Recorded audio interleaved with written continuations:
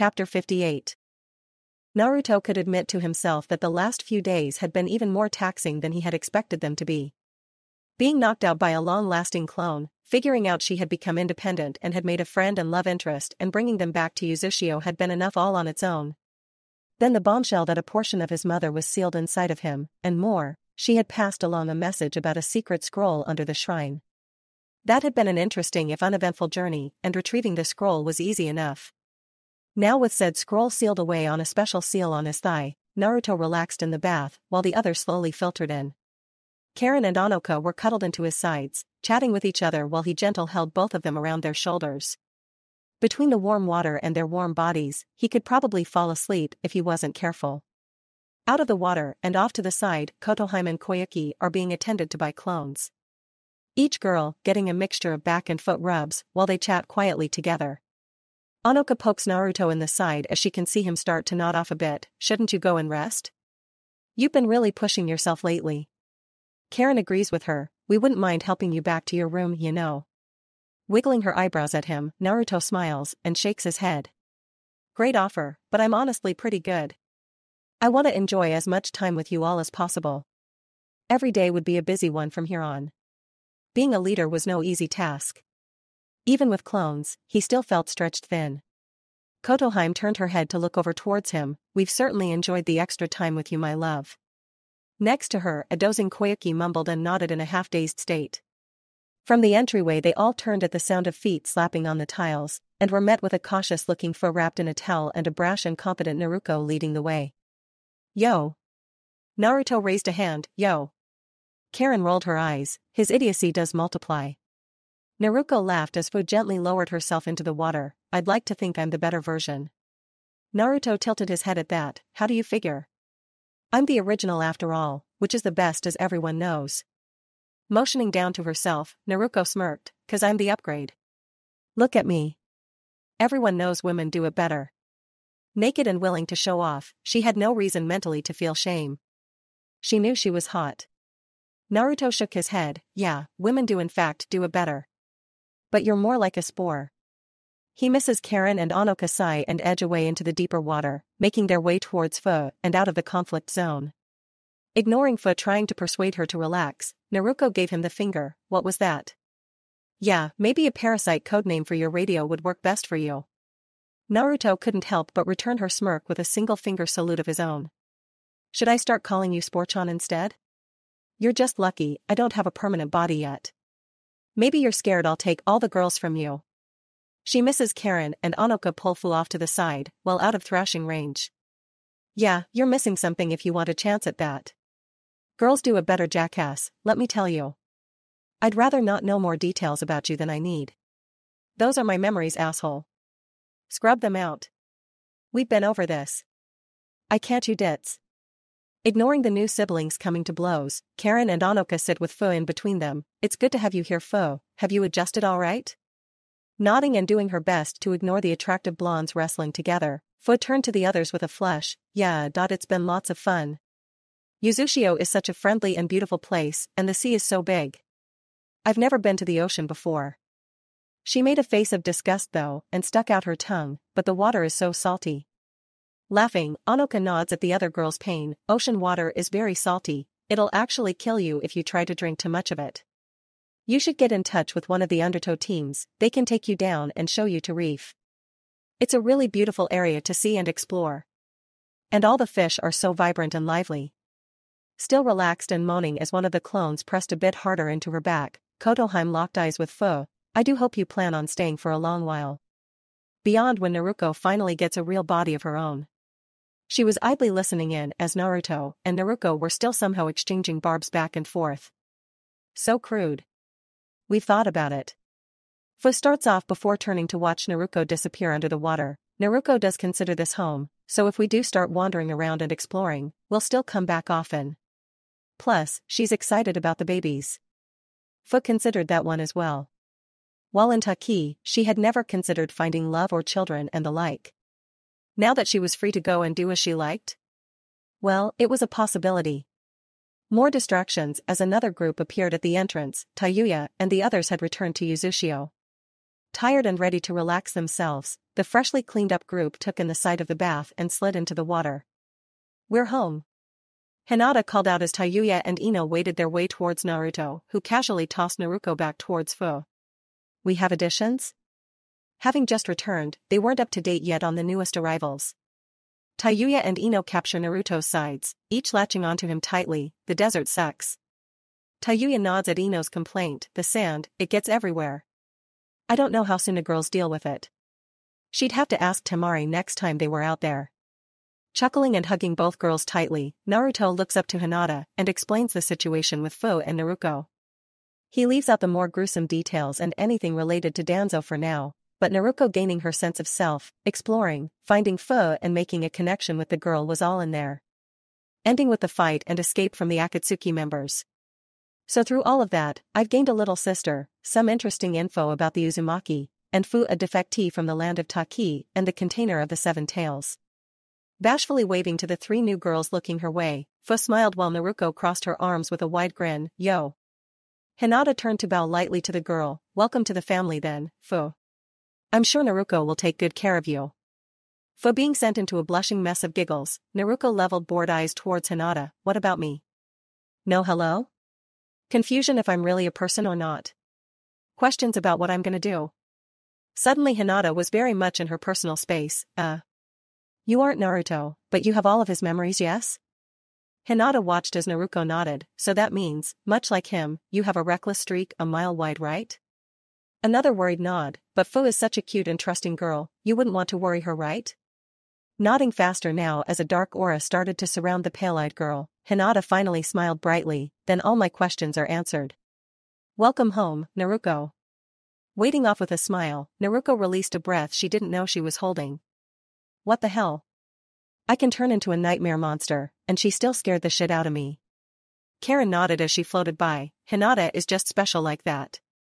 Fu finally pulls Naruto down into her lap, wrapping her arms around her middle. "I'm just happy we're being accepted. We have more friends now.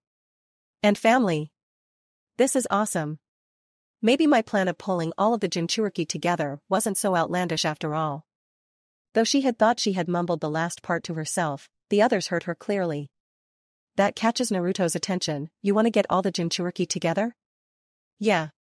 Fu pumps a fist into the air as she draws everyone's attention. "I always thought that, there isn't really anyone who understands exactly what we go through, except for each other. So I thought. Maybe one day, we could all find each other. Maybe we could be friends?" Fu turned hopeful eyes towards Naruto, who decided to nod and give her a thumbs up. "I like it, sounds like a good plan to me." Of course, politically it might cause a storm of problems, but that was for lesser men to worry about. He was striving to be the strongest after all, to protect all of his friends and family, and his people. Why should he worry about what some dusty old men thought about him? Indeed. Why worry about the weak? Crush them all and build the world to your liking. Something you do, huh? Not really. I'd rather take a nap for a few hundred years. Lazy ass. Workaholic. Pulled from his thoughts, everyone is startled as there's a puff of smoke just behind Naruto's head. None really worried at first, since no one outside of them or Uzumaki blood could Shushin in here, but the small form of a toad standing there in brown robes was certainly a surprise. Naruto blinked, and then sighed. Hey Fukasaku, long time. Don't you long time me boy. You're late." Wincing, Naruto gently shakes himself free from Tayuya and Ino. I know. Can't I at least, in the morning? No can do. At this rate you'll never come, and your training will be even harder to complete later. This has to be now. Sighing heavily, Naruto turns to the others as the room goes quiet. They had all known that he would be leaving soon for this, but perhaps not so suddenly.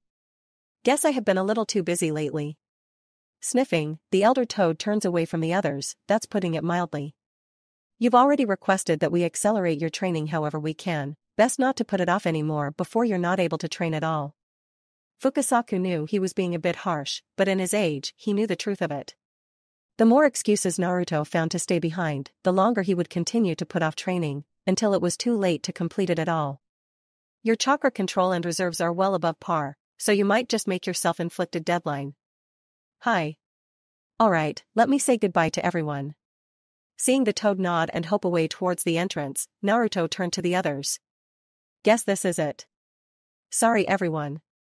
Wading through the water, Hinata is the first to press herself into him, hugging him gently before pressing her lips to his in a soft kiss. Worry not. Pulling away with a smile and teary eyes, she hugs herself, we'll hold down the fort here, and await your return. Ino is next, another soft kiss, before joining Hinata. I'll make sure Thunder Tits doesn't get too lonely. You'll turn green one day, you gorilla. Shush. Tayuya shakes her head and comes forward to hug him next and enjoying his arms around her as well. Another kiss before she pulls away. I'll make sure things run smoothly and no one goes crazy. I'll keep our ninja in line. Naruto nods as he watches Koyuki and Kotohime enter the water to join them. You better.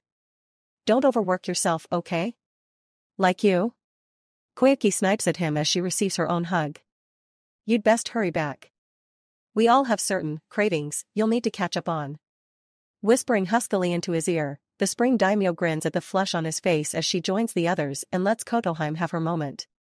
You'll do your best, right my lord? Naruto nods, initiating his kiss with Kotohime as she moans into his mouth. Sure will. I'll be back as soon as I can. I believe in you. Teary, Kotohime gives space to Karen and Anoka who decide to hug him together. Though it's Karen who gets her lip time first, followed by a shy Anoka. You better praise us a lot when you get back. We'll have things running so smoothly you'll have no choice but to take us on a super awesome vacation. Karen had no problem crying openly, while Anoka nodded in agreement. Got it? Naruto nods, watching all of his girls coming together, sticking close as he starts to rise from the water. Got it. Make me proud, huh? And I'll do the same. His eyes travel to Naruko and Fu, and he smirks at his pseudo-sister. Watch out for them, will ya? Naruko pouts, hands on her hips. You didn't even have to ask. I would've done that anyway. She stabs a finger towards him. You better not drag your feet, or I really will start stealing them away from you. Fu started shaking her by the arm. Don't start picking a fight now. Be nice. This is me nice. Wanna see me mean? Tayuya snorted as Karen poked her in the side. Sound familiar? Blow it out your ass. Chuckling at their antics, Naruto walks around to the entrance where Fukasaku jumps onto his shoulder. Let's go tadpole, before you get cold feet. Naruto shook his head with a grin. No chance of that. I'm fired up like never before. He had the complete faith of his family behind him.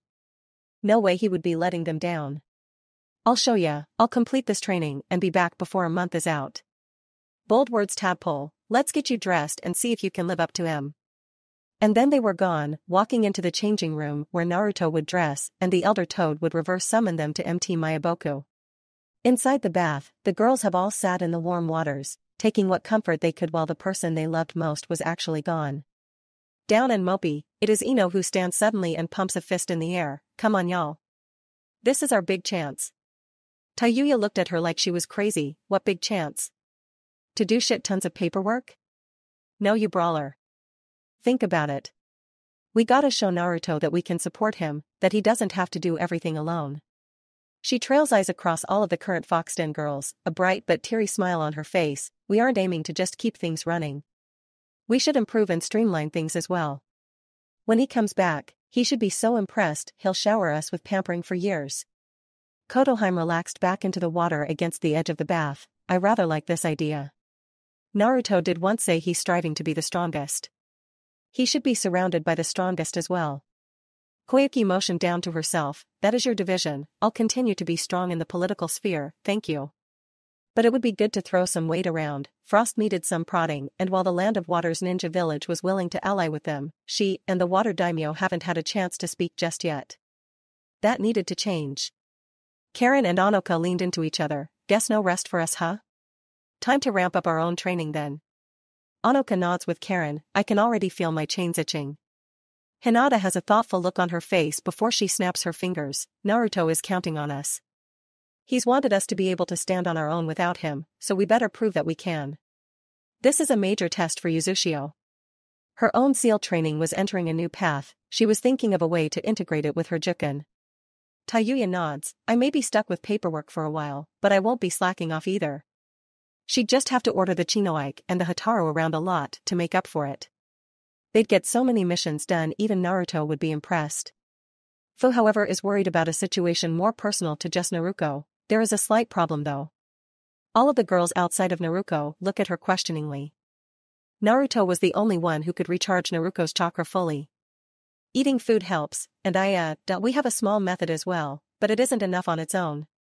She blushed at the end, not wanting to come out and say how they figured out how to recharge her nightly. Naruto shrugs her worry off. I can always go out and hunt. Bandits are just about always a thing. Not that they would give her enough chakra. She needed some real ninja for that. But it might tide her for a month or two and be low risk enough to keep her from popping. Now the girls of Foxden are even more confused, and Ino voices the question, how does hunting help you? Do animals give you more chakra? Naruto chuckles darkly, a certain animal, yeah. I'm something of a chakra vampire until I have a real body. So yeah.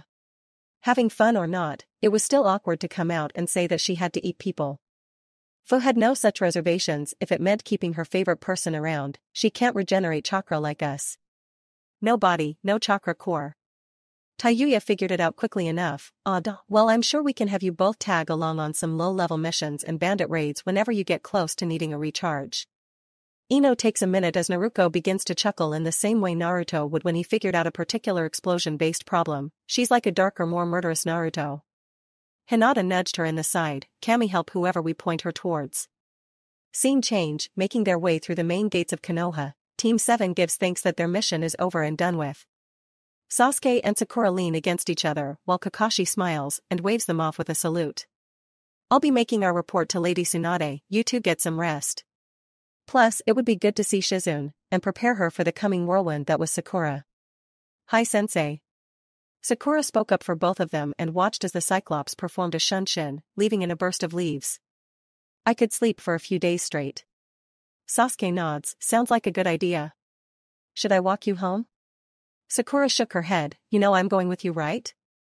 I'm just headed home. Seeing the frown that was beginning to build on her face, Sasuke nodded, you know you don't have to be there for this. Sakura just grinning and laced her hands together behind her back, I promised you that I would stick by your side. Through the bad stuff and the good stuff. Alright, I appreciate it. He was curious about what that clone of Naruto might have left for him, and as they weaved through the early evening crowds to make their way towards the Uchiha compound, his thoughts focused more on the problems he now faced. The contents of the letter still on his mind now that he wasn't worried about their mission, his earlier decision to leave the leaf was weighing on him. He knew without a doubt that Sakura would follow him, and Naruto would accept them no question. But after that? What sort of problems would that cause? Would there be a bigger rift between Konoha and Uzushio? Would a war spark from this? Or, should he finally act as a member of the council and formally cut ties as he was legally allowed? He'd have to think on it heavily, perhaps after they dealt with tonight. Crossing over from the rest of Konoha and into the quiet and empty Uchiha grounds, Sakura poked him as they came across small paper arrows arranged on the ground. Think the clone wants us to follow these? Just knowing Naruto's prankster streak couldn't help itself, Sasuke nodded, watch for traps, just in case. Sakura shuddered, Naruto wouldn't blow us up, right? Not outside of a spar. Sasuke almost added the maybe before stopping himself. He didn't need to jinx it, and he was relatively sure Naruto would respect his clan's resting place. That clone on the other hand. Shaking the thought from his mind, they walked along following the arrows on the ground first to his home, and then through it and out of the back door, towards the lake where he used to train his grand fireball technique. Off to the side there was a tree where he would rest and cloud gaze when he was worn out, but tonight there was a final arrow pointing to a new wooden trapdoor at its base. Huh. Sakura nodded, when the hell did the clone or Naruto have the time to build a bunker in your backyard? Better question, how did they do it and make sure I didn't see them? Both looked at each other before shrugging and leaning down. Sasuke pulled it open carefully, and when no traps were apparent, they both looking down into the darkness. A few inches of dirt gave way to dense stone, though they could just barely see the bottom. Sasuke can't help but sigh, Naruto has way too much free time on his hands. Sakura is the first to leap into the darkness, you'd think he'd be busy with all of his wives. Down she went, and Sasuke jumped after her. Feeling a moment of vertigo before contacting a stone floor, Sasuke looked up to see the entrance was maybe 5 meters above them. Not that deep. Sakura tried and failed to pierce the darkness, dark as hell though. As she finished her sentence, seals lit up along the floor before torches lit up along the walls of the 5 meter by 5 meter space, showing them just what or rather who the clone had left for Sasuke. Blinking owlishly, Sakura whistled, well shit. Sasuke looked upon the beaten and broken form of the Konoha Council elder, Danzo, and grunted. The man was chained to the back wall of the small chamber, and looked for all purposes, dead. Some present. Having a dead council member near his home wasn't something he could claim to look forward to, but there was some type of note on his chest that Sasuke walked forward to rip free from the Senbon, holding it in place while Sakura looked the council member over. He's alive. No way. Sasuke gives her an incredulous look while said girl holds up a glowing green hand while raising an eyebrow. Ah, right. Medical ninja. Shaking his head as he reads the note, his own eyebrows begin to rise. Hey Sasuke. So I might have gone a little overboard, but I made sure not to break your new toy completely. There's a seal on his chest that'll keep him in stasis until you remove it. He might be in a little bit of pain, so cover your ears. Sure, I took his arm, but there's still one intact Sharingan in his skull. It's yours, use it. Also, have fun. He's all yours to do with as you please. Naruto. Sasuke finished reading the note before handing it to Sakura so he could step forward to inspect the bare chest of Danzo for the seal. Finding it, he pokes it tentatively and sees it flare a bright red, but it stays active. You're being rather calm about all of this, Sakura. Sakura can't help but nod instantly. Sure, some part of her was repulsed by the brutality of what had been done to the man, but at the same time, well, he's responsible for a lot of suffering and pain. Especially for the two men that I find the most important in my life outside of my dad and Kakashi-sensei. That he's made it this far is a miracle, because if I could give him a Biju-sized enema, I absolutely would. Pausing as she grinned and put her hands on her hips, she shrugged, if anyone actually deserves to be tortured and killed, it's probably him. Sasuke was the love of her life, and Naruto was like a crazy yet super loving brother she never knew she needed. She'd die for either one of them and she had no hesitation in believing that they both would do the same for her. I think being around me and Naruto has finally corrupted you completely. Dodging the slap headed his way, Sasuke nods and takes a moment while pulling up Danzo's right eyelid and seeing the Sharingan eye there. How the hell did he get this? And why would Naruto say he's leaving it for me? That perked Sakura's interest. If Naruto says it's for you, there's a reason for it. I'll carve it out of his head and store it safely in the meantime. Whether she was worthy of it or not, she'd get to have her own bit of blood out of the plotting counselor. Stepping forward and digging a scalpel from her pack, she tried not to grin like Naruto. You're probably right about the corruption, your fault anyway. Sasuke did his best not to shiver at the murderous look on Sakura's face and gave thanks that he wasn't the focus of her ire. Thinking back completely to their last conversation, which coincided with his earlier thoughts, what was the point in staying in Konoha? Danzo might be dead in a few hours, or days maybe after Sasuke worked out his anger and asked a few questions of his own, but then what? Not wanting to mentally go in circles, Sasuke reminded himself to talk with Kakashi and maybe make plans to cut ties with the council. Perhaps, after making sure with Naruto that he could transport the entire clan compound like he had done with the Uzumaki shrine. Sighing with relief, it was quick work to seal away the bloody eye in a stasis scroll before walking back towards the quiet Sasuke. Laying a gentle hand on his arm, she offers him a kind smile. I'll be at the house making some dinner. She lays a gentle kiss on his lips. Take all the time you need. And then she was gone, an easy jump out of the basement, before replacing the trapdoor as she left. A seal flashed blue there as it closed, sealing all sound within the chamber. Alone and being able to focus, Sasuke walks up to Danzo and deactivates the stasis seal. It takes a minute, color returning to his face and low moans fill the chamber before as Sasuke steps back out of reach, Danzo's screams quickly fill the space.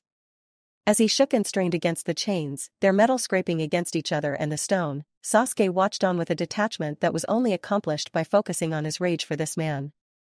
Waiting for a few minutes while Danzo gets himself under control, his remaining eye rolling in his head before lazily focusing on Sasuke. Drool rolling down his chin and blood leaking from his empty right eye socket, the old ninja gave the best snarl he could to the teen. Heh, so she gave me to you, did she?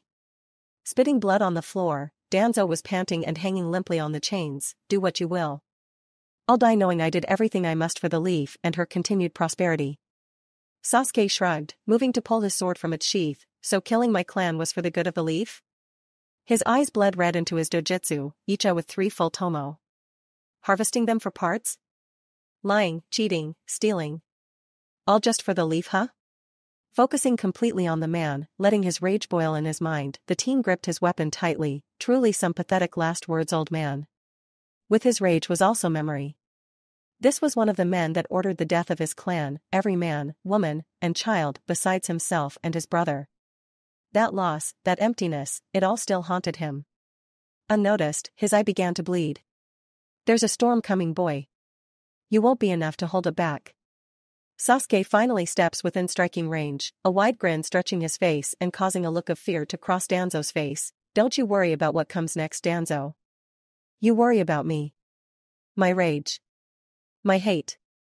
The tip of his sword was now pressed against his other remaining arm. Until I'm satisfied, every bit of this is going to be painful. Exhaling a thin stream of fire onto his blade, the metal began to glow a cheery red with the heat. The sizzle of burning flesh filled the air as Danzo grunted and tried to hold back more screams. Why don't you give me whatever information you have left? I might be merciful. No chance of that, of course. Maybe he would have to thank Naruto for this little gift. Later. After he cleaned up all of the blood. Scene change, a new day, and deep below the Uzumaki Tower, Tayuya is followed by Karen as they make their way towards the prison ward. Though the hallways are well lit, it still feels eerily similar to their time in the sound bases. Maybe they'd add some color down here to break things up. Make it a little cheerful. Karen Power walks slightly behind Tayuya's right shoulder, a worried look on her face. There's only a few prisoners here, what's the rush? Tayuya's pace was brisk, and Karen was forced to lengthen her strides to keep up with her. Things have changed. We know Kumo is on the move with something, and I'd like to have any and all information for Naruto from Yujito that we can get. Tayuya sighs as she scratches at her head, plus we need to decide what to do with Kabuto. That snake in the grass is going to be dangerous even sealed up and chained to the wall. Karen nods along with that thought. Kabuto is only in it for himself after all. Maybe we should kill him and be done with it. Tayuya nods instantly. I'd say yes right away, but, well. Naruto would at least like to give him a chance. Just one. Like that Sai kid. Though that was when Naruto was apparently unbalanced. Maybe she should ask again when Naruto was truly whole and himself. Karen pulls a small booklet from her pouch at the small of her back. Ino says Sai's therapy has been going well. No promises on if he'll ever be better or back to normal. But he is at least past thinking Danzo is everything in his life. Some good news at least. He won't be on his own for a long while, but it's a start. Tayuya shrugs. Yuzu can use him as a bargaining chip against Konoha in the future. He did try to blow us up. Not that he would have been able to, at all. Uzumaki seals were special like that. Karen knows this as well. Uzushio was never in any real danger, sounds like a dirty move. They both stare at each other as Tayuya finally slows down, before they share a laugh that echoes off of the hallway walls. We are ninja, right? Tayuya wipes a tear from her eye and nods, damn straight. Now then, coming up to Yujito's room, situated in the nicer area so to speak, she knocks on the door twice. Yo. It's Tayuya and Karen, coming in. Opening the door, both girls are treated to the sight of a mostly bare room. The walls were a bright sea blue, while the floor and ceiling were white. There was a bed along the right wall covered in soft white linens, while to the left was a doorway with a small bathroom and shower.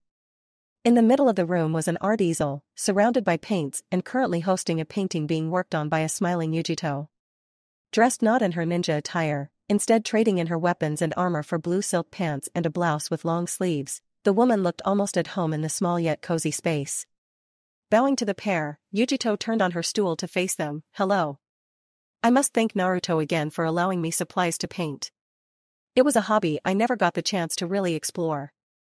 Tayuya looks over said painting, a crane over a bright sunset. Naruto did want you treated more like a guest than a prisoner. So if you need anything else, let us know. Yujito nods, bowing deeply to them both. I will keep that in mind. So. Please. What do you need of me today? Straight to the point, huh? Okay. Tayuya nods and adopts a more relaxed pose. What are the odds Kumo will attack Yuzu directly? Yujito doesn't have to think about that one at all. The Reikage was confident, but cautious. All but nil. Kumo won't come directly for Uzushio themselves. No. Humo will utilize proxies to fight their battles first. So if you start to get harassed from smaller countries, suspect Humo is behind it. Humo has a talent for riling up smaller nations. Tayuya nods as Karen is taking notes in her notebook. Do you still want to kill Naruto? Yujito shook her head quickly. I never wanted to kill him in the first place. Here she looks both young women in the eyes, loyalty and honor, powerful drugs, don't you think? In her mind, the Matatabi's voice rings out. Don't forget about my demands. Mama needs her Nuki. You horny cat. Hush and get to talking. Sighing, Yujito nods along. My Biju has a request of her own. A bit personal. Both girls blink and wonder what a Biju could want of them. Tayuya of course waves a hand. Well, what's up? Hopefully we can help. Yujito looks away, a bit embarrassed. I broke my word to her. So, for any future help from her, she wants a night with Naruto, if that can be arranged. Just one night. That's not enough at all. You're making me ask these women to pimp out their husband. Be happy I'm asking it all. Don't yell at me, you've done this to yourself, you stubborn girl. Blinking again and trying to process what they just heard, Tayuya and Karen turn to look at each other before looking back towards Yujito. Karen adjusts her glasses. Your Biju wants to get laid, yes. Being straight and to the point was the only way to power through the embarrassment right now. The flush on her face could probably start a fire. Karen pulls Tayuya aside so they could whisper to each other. We could probably just seal the Nibi away tighter and not have to deal with this. Tayuya shakes her head. That'd be wrong, for a lot of reasons, and Naruto would never go for it. Kane agrees, knowing Naruto wouldn't want that. The Nibi didn't do anything wrong after all. The Biju had been sealed away against their wishes. Blocking them off further from their surroundings wouldn't do anyone any favors. She turned back to Yujito to address her directly. Do you have feelings for Naruto?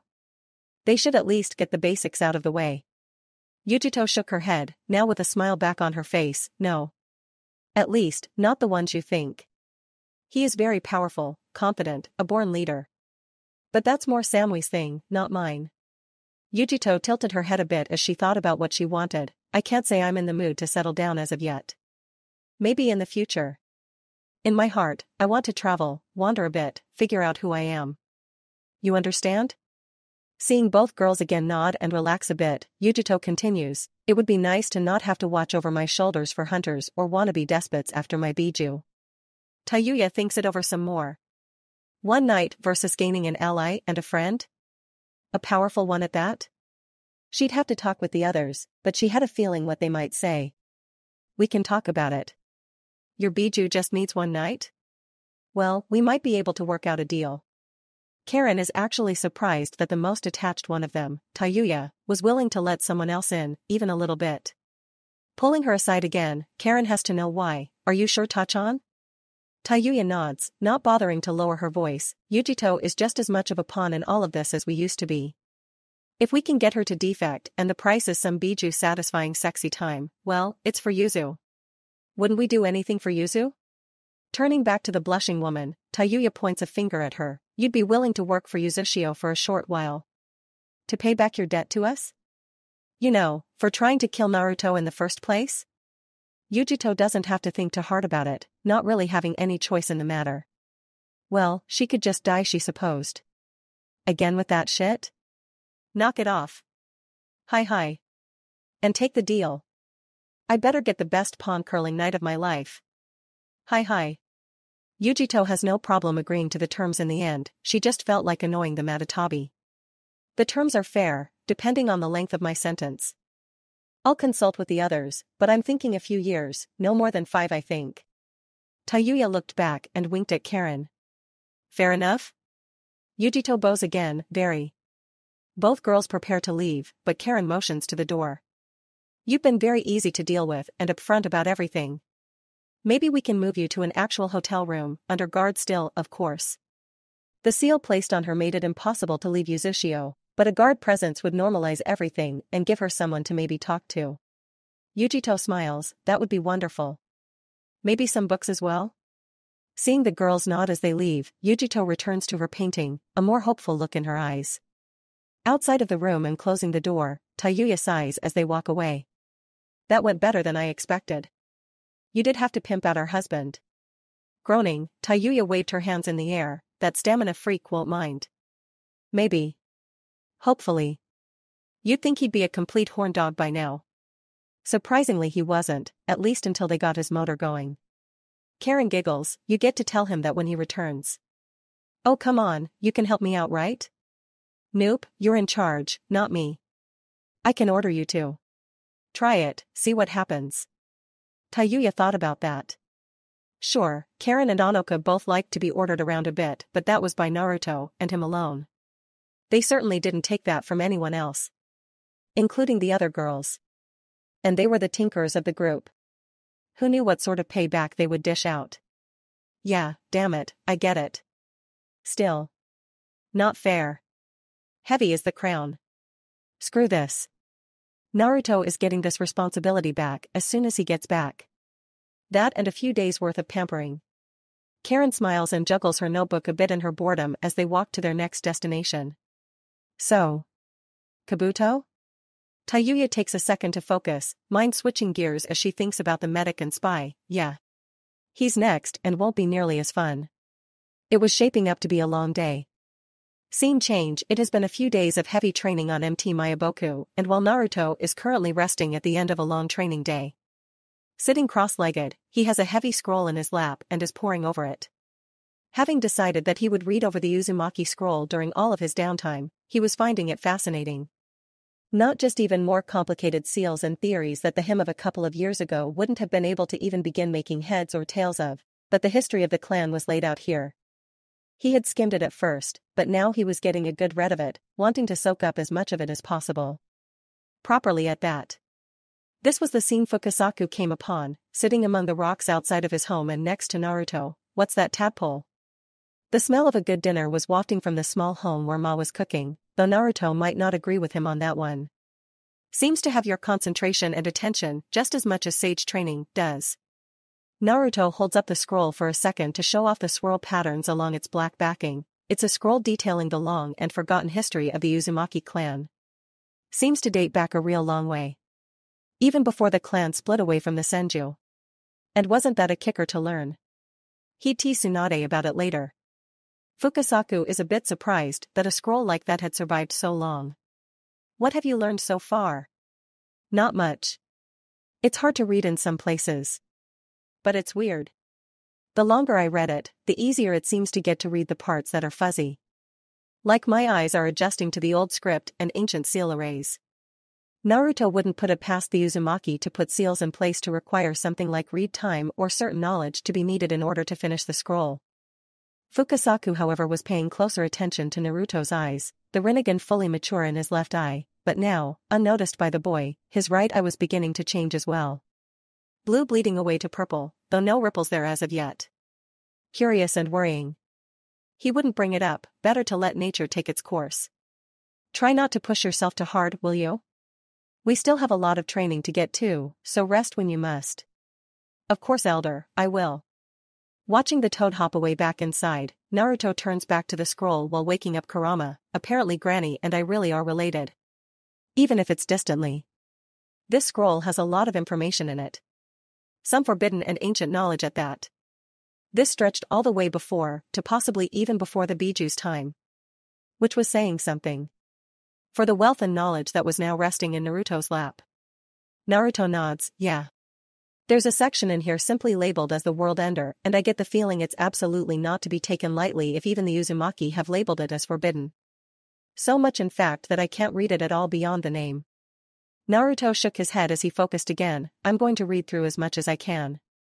This is important. If you get far enough back and have questions, I may be able to fill in some blanks. What could you fill me in on? Oh, you know. Little things. My creator, Hagoromo for one. Your creator? That's a little thing? Chuckling, Kurama settles in to go back to sleep. Read Naruto. When you've completed your sage training and make me whole again, I'll fill you in on my history. Got it, old man? I'll hold you to that. Kurama twitched at that. Stubborn brat. Lazy old fart. Man-whore. Jackass. Friends though they may be, this would continue for some time. They had come to an understanding. Oh, make Anko could say that she was having the best vacation that she had ever had in her life up to this point. Free of her seal thanks to that whiskered brat Naruto, and having celebrated for a few days straight with nothing more than hot and steamy sex on every available surface with her boyfriend, Anko and Irika now found themselves relaxing at a cafe across from the Uzumaki Tower. Dressed casually for once, Anko is in good spirits, while Irika is drained and tired. Anko can't help but reach across the table and play with his ponytail. Don't tell me you're wiped out already. That was only what, 2 days, 3 max? Go away, you succubus. I have to eat, recharge. Are you saying you give? And give up soul-shattering sexy time? No way. Death before dishonor. Though it was mumbled into the table, she heard him clearly and smirked. That's what I thought. Anko looks over a menu they had been given and wonders at the options. She wondered if she could make requests. Walking between busy tables with a smile, Keiko, the proprietor of this cafe, made her way to the couple. Short blonde hair swaying and adjusting her flashy sunglasses that matched her husband's, she stood before the pair with a grin. What can I get ya? Think you're ready to order? Anko looks up to the strong-sounding woman and nods. Do y'all serve dango? Sure thing. Jotting that down, Keiko looks at the slumped form of Irika. He good? Giggling, Anko waves her concern away. Just been celebrating is all. Keiko gets the message right away. Wore him out, did ya? Good girl. We have a selection or hearty food and some ninja-level energy drinks if you'd like. That'd be great, thanks, we'll go with whatever you recommend. Anko ignored Irika's muttering as Keiko jots down more notes on her work pad. I sure wish my own husband took his duties so seriously. My poor daughter shouldn't be an only child after all. Have fun now, I'll be back in a bit with your order. Chuckling as she turned and left, Irika finally sat up straight and gave Anko a tired stare. You can't kill me before we get married. Oh, you wanna marry me, do ya? So sure of me? Irika nosebait when he sees it, and decides to call her bluff. Yup. I'll absolutely marry you. You're strong, confident, loyal, a little crazy. Irika offers her a roguish grin that whether he knows it or not, sets her heart fluttering. You're everything I could ask for in a woman. I'd hate to let that go. Caught off guard and refusing to even blink at the moment, Anko's mind is left buzzing. Long enough even for Keiko to return with their order and Irika's smirk to grow to Naruto levels as he mentally scores a point for himself for finally making Anko speechless. Such a rare thing that. As Keiko sets down their foot and gets ready to leave, Anko's hand raises and stops her. Yes, dear? Fingers latching onto the woman's apron, Anko finally turns determined eyes towards the older woman. Say. Where's the nearest shrine? Keiko had to think about that for a second. Well, there's the Uzumaki shrine, just outside of the city proper. Though that's only accessible by the clan itself. Anko nods quickly, plans already forming in her mind. Naruto won't mind, I'm sure. This is for his big bro after all. Leaning over the table, she grabs and begins to shake Irika back and forth. So you meant it right? You aren't fucking with me? Right now. Say you weren't joking. I'm not joking. Anko. Getting a reprieve as she stops shaking him by his shirt, Irika smiles softly. I'll marry you, first chance we get. Hell yeah. To the shrine we go. Leaping over the table to tackle her man to the ground, beginning a hot and heavy makeout session, she makes sure not to knock over the food. Wouldn't do to piss off the owner after all. Trying and failing to ward off the wolf whistles and uproar from the other patrons, mostly other Chinoike members at this time of day, Keiko leans down and separates the pair. Oh, for the love of. Go get married first, before doing it on my cafe floor. Honest, kids these days, no self-control. Though it might be nice if Anne would get all lovey-dovey with her like so, from time to time. She spies her daughter at the counter, giggling and cheering the laughing and blushing Anko on as she still tries to latch onto the tired and happy-looking Irika. Yeah, her daughter needed a sibling or 3. Chapter 59. Tayuya was coming to the conclusion that she had a new respect for Naruto and his work ethic. Now that a week had passed since he had left to go train, she was doing her best to settle into her temporary role. Here and now, she was sitting behind his desk working through paperwork, while behind her, a tired-looking En and a grinning Gosu stood guard. In front of them stood Team Niji, waiting to be assigned their next mission. Niji was doing his best to remain firm, while Kana bounced on her toes, and Jin looked seconds away from falling asleep. Adjusting the bundled rifle at his shoulder, Niji reminded himself that they were one of Yuzushio's currently higher-ranking teams without being riptide. Maybe they would earn that promotion soon. Hopefully. With a miracle. Tayuya can see the twitch forming above the squad leader's eye and internally giggled, here. Pulling free and handing over a mission scroll, she waited for Niji to take it from her before continuing. There's a pretty large bandit camp that's set up shop within the eastern edge of the Land of Noodles. Take him out, completely. Nodding, Niji's expression doesn't change at all. Any special orders? None, come back in one piece. Seeing Niji nod again, she waved them away and watched as they quickly strode from the office. Kana couldn't help but lean towards their team leader. Say, we're gonna be out there for a long time, how about we share a tent this time around, huh? Huh? Jin sighed, it's too early for you. Can't you keep it in your pants at least until noon? But I have to keep the pressure on. I'm making headway.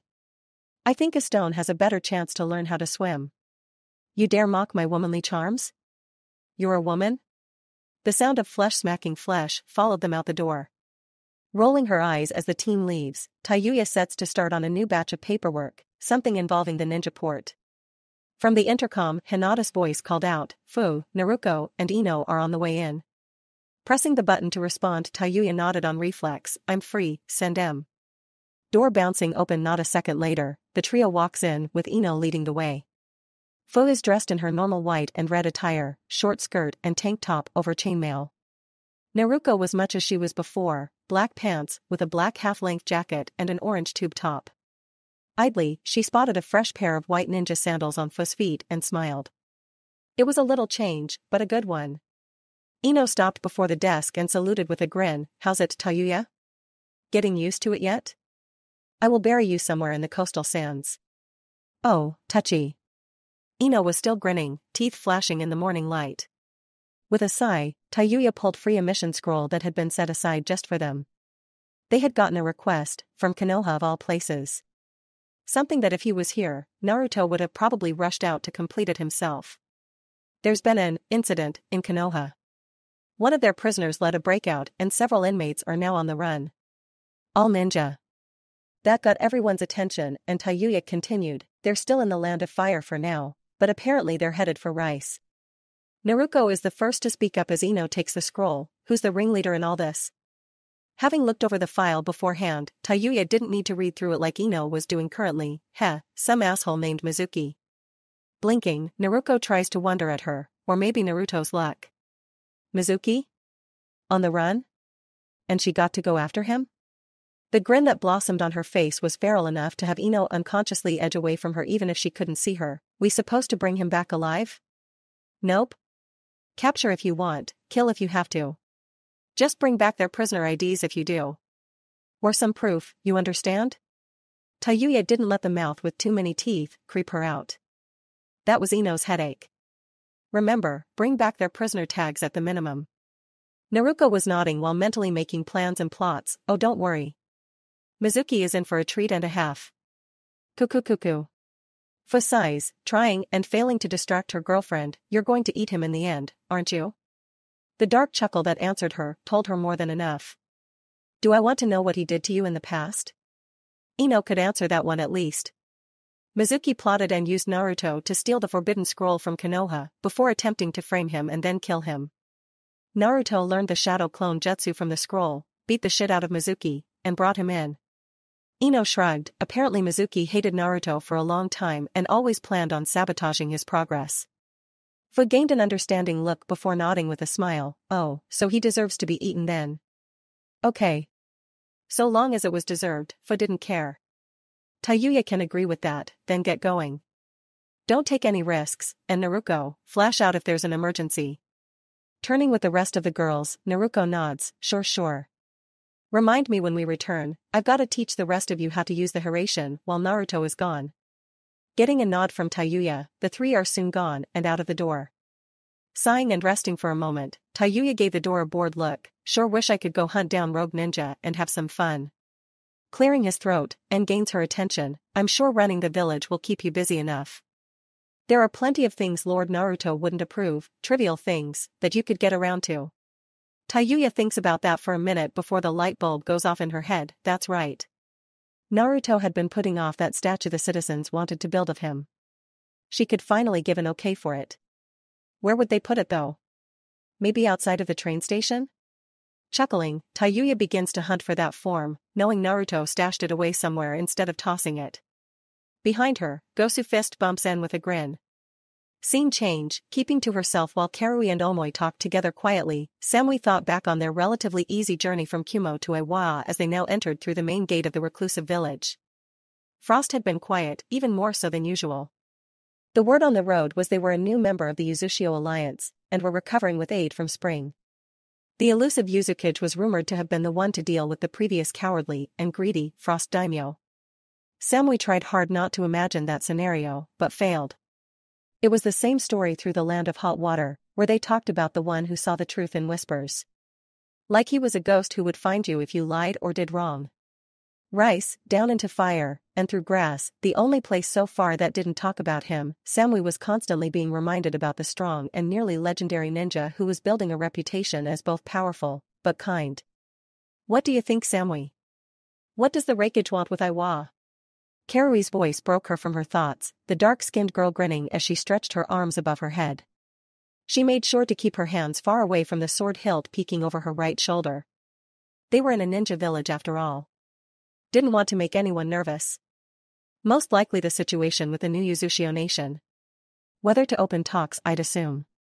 Samui was a thinker, always had been. And with her ground-level knowledge, that was the most realistic conclusion she could come up with. Boring. Karui pauses for a moment as she watches her team leader walk along, one hand coming up to rub her shoulder. Say, how's the dating life going? Find anyone worth your time yet?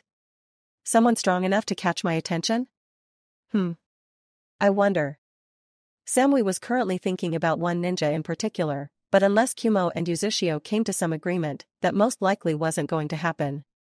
Karui has a different thought about it. Maybe if the Raikage gets his way and captures the Kyubi container, you can have a go or two with him? Karui didn't particularly care about it one way or another. She didn't get a say in who she got to have fun with. In the future, she knew she would most likely be having a run with the Uzumaki Scion if Kumo captured him. Of course that was who Samui had been thinking of, but as more and more stories piled up, Samui had less confidence that the Raikage would be having his way. Like Yujito and Killer Bee had come to their own conclusions that a confrontation was not the best of ideas, Samui was having the same thoughts. In her own mind, of course, because that would amount to treason in their village. Instead, she went along with her subordinate, certainly can't get much stronger than the bijou container of the strongest bijou in the land. She would prefer something built on more common ground. But she did have her own goals. He is pretty cool. Omoi came up on her other side with his hands deep in his pockets. Think the Raikage will fight the Kyubi himself or make Bee do it? Samui shrugs, the motion reminding her to loosen her chainmail again later. It's doubtful the Raikage alone will be able to take down the Kyubi. Killer Bee would have to get involved. Unintentionally voicing her inner thoughts, she misses the contemplative look on Omoi's face. You know. Betting against the Raikage is almost treasonous. Omoi was joking, of course, but it meant something that Samui had faith that the Kyubi would put up that much of a fight. He had heard the stories as well, and while some of them seemed so outrageous it bordered on fantasy.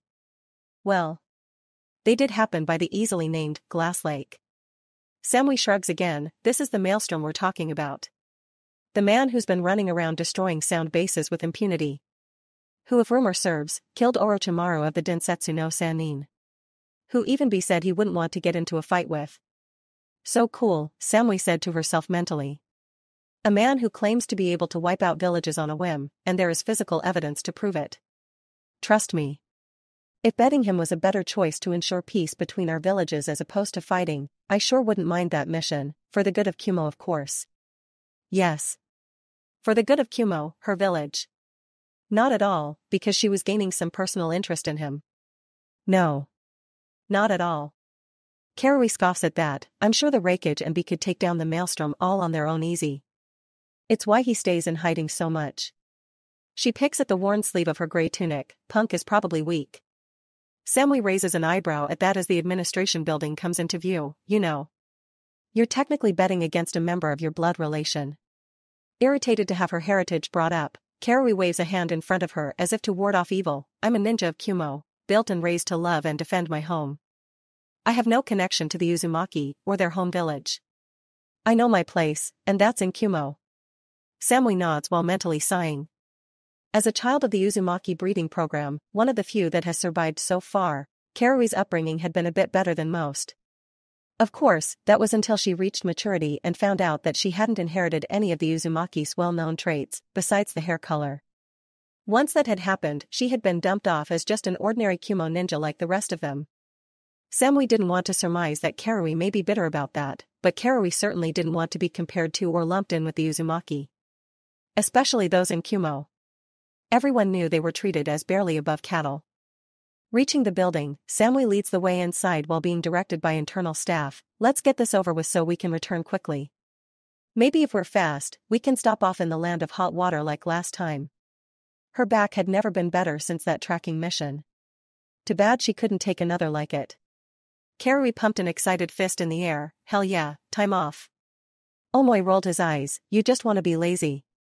It was easy to dodge the fist that sailed his way, a grin on his face as he taunted Karui. Had to keep himself entertained somehow. Of course, making their way to the Tsuchikage's office and standing at attention after handing over the letter from the Reikage, Team Samui was bored out of their minds. Inoki takes his time reading the letter over, grumbling about impatient young men before finally scoffing and tossing the letter away. Well fine, ICA is his usual headstrong self. Better send you lot back with a real response then. Pen and paper out, Inoki gets to writing. Iwa and Kumo have a joint interest for once, so I'll be agreeing to this tentative partnership for now. Even more now that they were unable to contact Rashi or Han. With both of their Jinchuriki missing, they needed some insurance. That gets a start from Omoi and Karui, while Samui mentally wonders at what the old man means. What was in that letter, she wondered. Mumbling to himself, Inoki kept right along with his writing. Let your Kage know it will be opening up regular communications from here on. Finishing his letter after a few minutes, he rolls it up and closes it with his personal seal before handing it back to Samui, who bows low to him. A warning as well. Inoki waits for Samui and the others to face him completely again. With this agreement, Kumo may be approached by a certain group bearing red clouds. Remind him not to be his usual self and to give them an audience. It's for the good of all of the elemental nations. Samui nods. Of course, Lord Tsuchikage, it will be as you say. See that it is. You're dismissed. Team Samui all bow before turning and leaving the office the way they had come. Samui was mentally going through what this could all be about while slipping the scroll into her clothes. Iwa and Kumo were going to partner for something? A group bearing red clouds?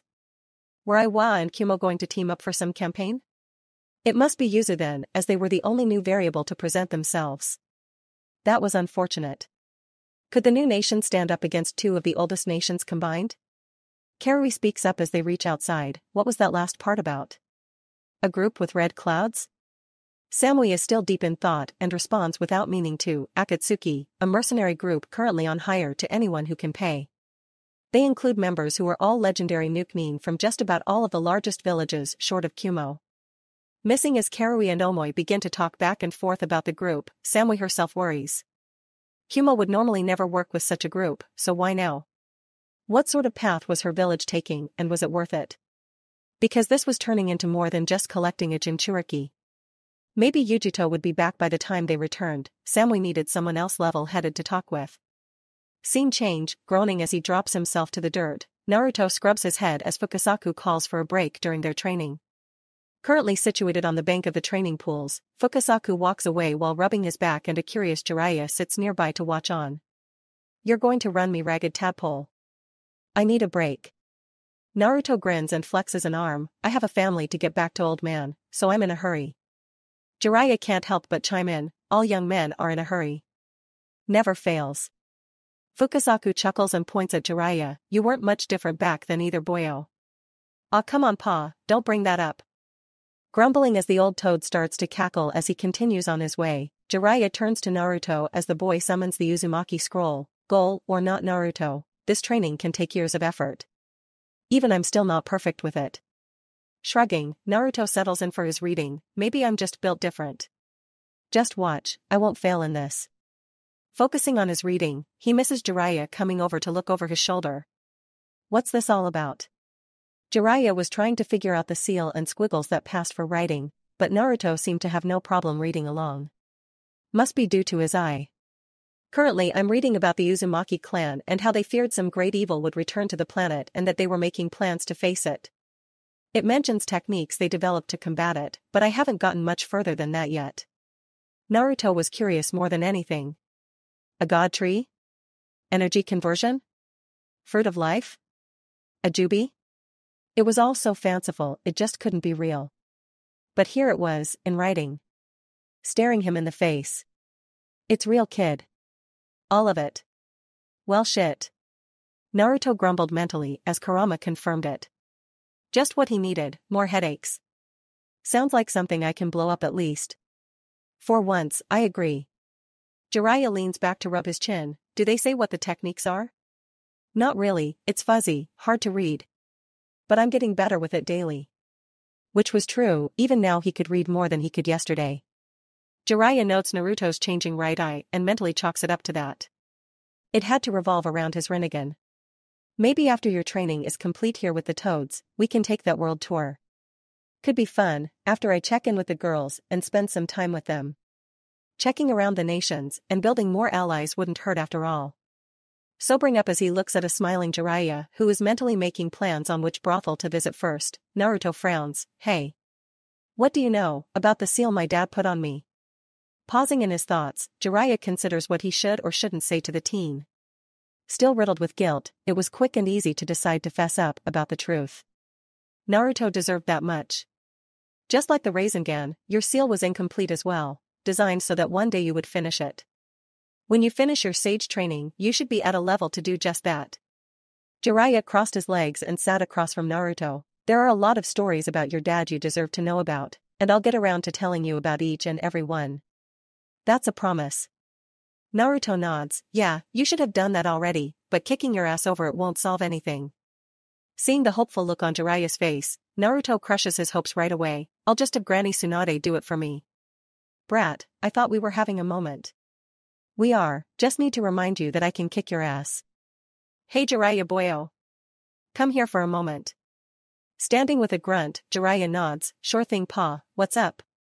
Walking away, Naruto is left alone with his thoughts. He considers that his theory was correct in that the seal was meant to be finished. Kurama was intentionally split in half for a reason, which, with his knowledge of seals now, was most likely because having all of the Biju in a baby would have killed him. Not fun.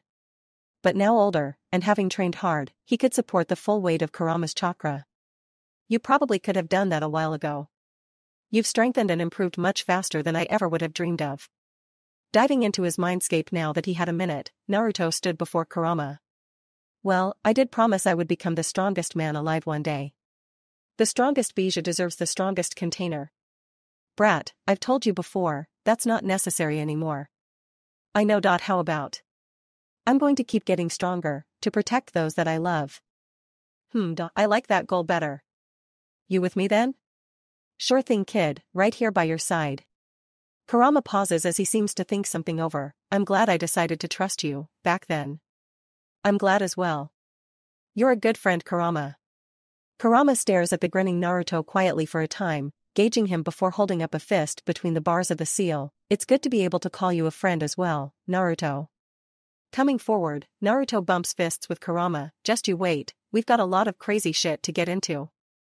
Jiraiya and Fukasaku have paused, vision drawn to Naruto, who looked for all purposes to be meditating at the moment, sitting crossed-legged while poring over his scroll.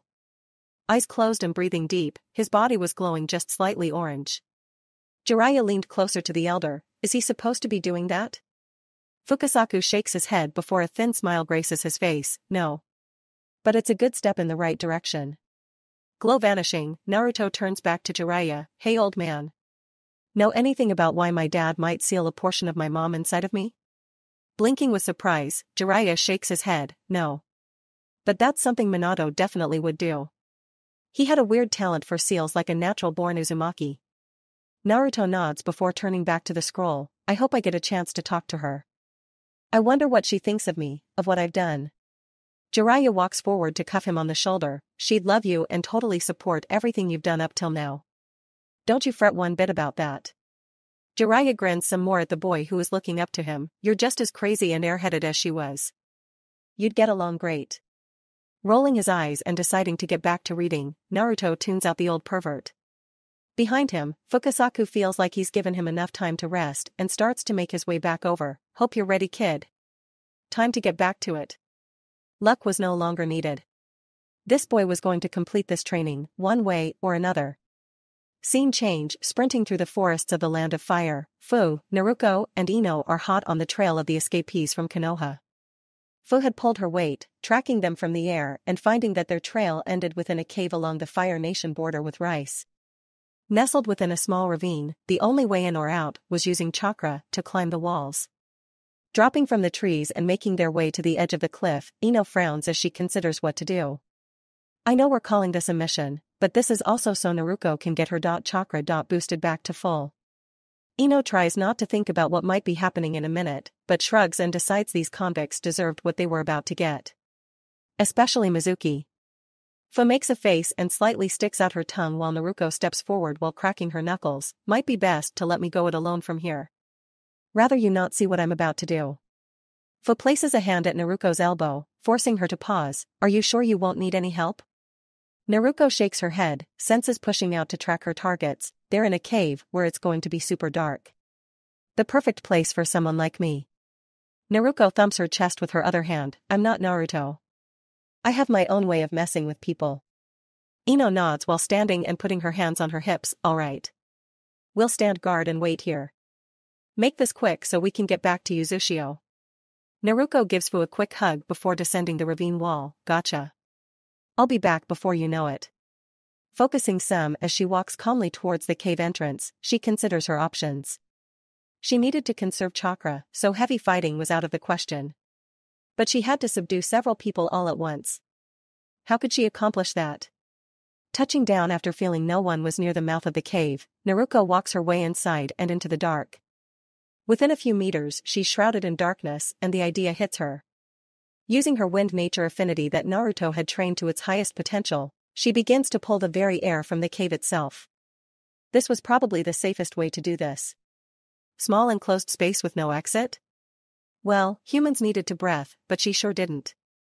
As the minutes ticked by and the chakra signatures she could feel ahead of her dropped off, with a grin she led up and made her way deeper into the cave. Beyond the first bend, she finds there are two men posted as guards, passed out on the ground and weakened. Dressed in gray jumpsuits and missing shoes, they look like the descriptions given for the escapees. Leaning down and confirming that they were indeed the escaped prisoners by snagging their prison tags, she grabs both of them and begins to drag them along behind her in one hand by their ankles. Feels like one of them is still up, if barely. Wonder if that's Mizuki? Mumbling to herself as she stumbles upon two more men, she gives them the same treatment and drags them along with their friends. Hands now full, she wonders more if Mizuki will be able to put up a fight. Before her opens up a larger chamber, darkened due to all of the torches having been snuffed out from the lack of oxygen. Dropping the group of four behind her and having no problem seeing in the dark, her glowing red eyes settle upon the panting and kneeling form of Mizuki. He sure did bulk up in prison, didn't he? He was surrounded by another 3 individuals, 2 women and another smaller man, but all 3 were down and out. So cockroaches really can survive anywhere, can't they? Light-headed and delirious, Mizuki tries and fails to pierce the darkness of the cave with his eyes. Who's there? Panting hard and trying to catch his breath, he fights to remain conscious. Whoever this woman was, he was going to make her pay. Giggling and realizing the man can't see her, Naruto considers her options. This wouldn't be fun at all if he couldn't see just who was going to end him. Oh dear, little Mizuki can't see in the dark. Let's fix that. Removing a suppression seal and slapping it on the large man's chest, she releases her hold on the air around them. Life-giving oxygen comes rushing back into the room and with agonizing slowness, she moves to relight the torches. Hey there Mizuki, remember me? Frowning as his body was locked in place, he blinks rapidly as the first torch is relit. Taking a moment to adjust, Mizuki frowns as he sets his sight on the demon itself walking around the room. You little shit. How did you find me? Oh, really talented friends who are good at tracking. Another torch is lit while Naruto offers a glowing red eye to Mizuki. You should feel honored, I could have killed you without letting you know who did it. Confused on why the brat was running around as a woman, Mizuki grunts as he tries and fails to force his body to move. I see you're finally showing your true nature now. Going to be the monster you really are? I always knew you were nothing but garbage. Shrugging and walking around the circular chamber to light another torch, Naruto doesn't offer a refute. You're not entirely wrong. I am something different now. Walking around back to the entrance and facing him, she grins as she strips off her jacket, shirt, and chainmail. Wouldn't do to get her clothes dirty. I changed a lot since the last time you've seen me.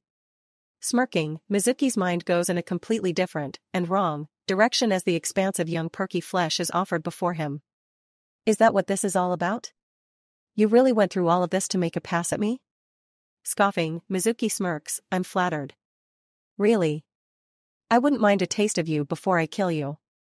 Unless you're good, I might keep you around. Naruto begins to make her shift, luxuriating in watching the naked lust on Mizuki's face melt away into abject horror. Smiling wider than any human could ever hope to, hair lengthening and thickening into tendrils, her eyes glow brighter than the dim torchlight around them. Oh no, Mizuki-sensei. No. No. No. Voice deep and guttural at the end, she enjoys the quiver Mizuki's body makes. Stalking forward slowly, she watches as Mizuki soils himself even frozen as he is. WHWHWH what the fuck? What are you? Monster. Stay away. Stay away. Chuckling darkly, Naruto hauls him closer to her with her hair, mouth, and chest beginning to open. What's wrong, Mizuki? I thought you wanted a taste. A tongue, long and wet, trails along his cheek. Are you afraid? Mizuki has tears trailing down his cheeks as his mind is locked on those demonic glowing red eyes, quickly losing himself to madness. I asked you a question, are you afraid? A scream echoes out from the cave, where outside Fu and Ino can just barely make it out. Ino has settled into a squat, finger trailing in the grass as they wait. She better make this quick. It's boring just sitting and waiting. Looking over at Fu sitting at the ravine's edge and kicking her feet in the air over the chasm, Ino voices her own concern. Are you worried? About Naruto, that is? Fu shakes her head quickly, green hair flying this way and that. No. Naruto only does this to bad people. And I know she isn't a monster. If anything, it's like nature. Like a wolf eating a deer. Ino chuckles. Naruto might like that description. The idea of Naruto being more in tune with nature was an odd one. Maybe they could ask Yugo about it. He did naturally use nature chakra after all. Fu nods. My Nachan is the best. I wish I could keep up with her. Her, you, everyone is so strong. If I didn't have my Biju, where would I really be? Ino shuffles her way over to the other girl, sitting next to her and nudging her shoulder with her own. None of that now. I'm sure if you ask, all of us would be willing to train with you. And if you're worried, I'm sure Naruto would have a blast training with you too. He's a freak like that. I don't know how much it would help, but I should give it a shot. He is carrying the strongest Biju after all. Plus, Naruto was Naruto's big brother. It'd be best if Fu got along with him as well. She should spend time with him, get to know him. Ino nods. Don't worry, yeah, he's big into explosions, but he does know how to fight normally. He can help you out. Or be a good punching bag. He had done much of the same for all of them once or twice when they had an idea they wanted to try. Being able to spam clones was certainly always a plus. Giggling, Fu shakes her head. If he's as strong as everyone says, he'll probably turn me into a punching bag. Both girls banter back and forth for a bit before they hear sandals scraping against rock. Turning back, they see a happy Naruto waving at them with a bag in one hand along with several ID tags. Yo. Ino grumbles. Yup, more like Naruto than she wants to admit. Fu is up, bouncing her way to Naruto's side. All done? Naruto nods, holding up the bag. They were hiding away some Ryo too. So with both money and chakra, I'm all set for a good while. Mizuki alone had filled her up decently. The others had been like a good dessert. She should last for a few months if she didn't have to fight or anything. Ino is up next, already making her way back to the trees. Good to hear. Let's get back then. We'll probably keep you within Yuzushio then, so you don't tax yourself.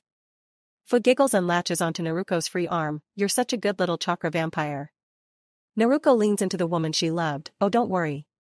Here she whispered into Fu's ear. I'll show you how good of a vampire I am later on. Ino shakes her head as she jumps away. Cammy, get a room. Naruto and Fu jump after her. We plan on it. Naruto latches onto Ino and they flash away. Back to Yuzu for some deserved rest. Scene change. Standing before the Mizukage, Ao is reading off of a clipboard a report from a scout squad that had returned from one of the surrounding islands. In short, there have been strange rumblings and chakra flares from the last battle site of Yugura Karatachi. Nothing has been found yet, but all scout squads have reported that same feeling of unease when they enter the area. Mei nods, leaning back in her chair and thinking quickly, could the Sambai already be reforming? So quickly? No sightings of the tailed beast? None as of yet. But it is most likely that the Biju has returned. Seeing Mei's frown deepen, Ao poses his own question, will we attempt to retrieve it and reseal it into one of our ninja? Shaking her head firmly, Mei rebukes that right away. No. I won't continue that vulgar practice. Never mind that we don't have the resources to do so, or a Jinchuriki candidate. No. Mei thinks more. What could they do about this? If word got out, that would mean another country, like Kumo, coming in and trying to capture the Sambai for themselves. Well, they were building an alliance with a nation that was gifted with sealing. I'll give Yuzushiogekure a call. In order to build trust and repay some of the sins of our past, we'll let them handle this. Ao was a bit shocked with Mei's decision, even if her points about their ability to seal the monster were valid. Is that wise, my lady? Nodding, Mei smirks. Thanks to the revival of the Uzumaki and the rebuilding of Yuzushio, the age of relying on the Jinchuriki to be the balance of power might be at an end. No. I'd rather make moves to secure our allies and friendship than try to play for power right now. Ao bows deeply, as you say, my lady.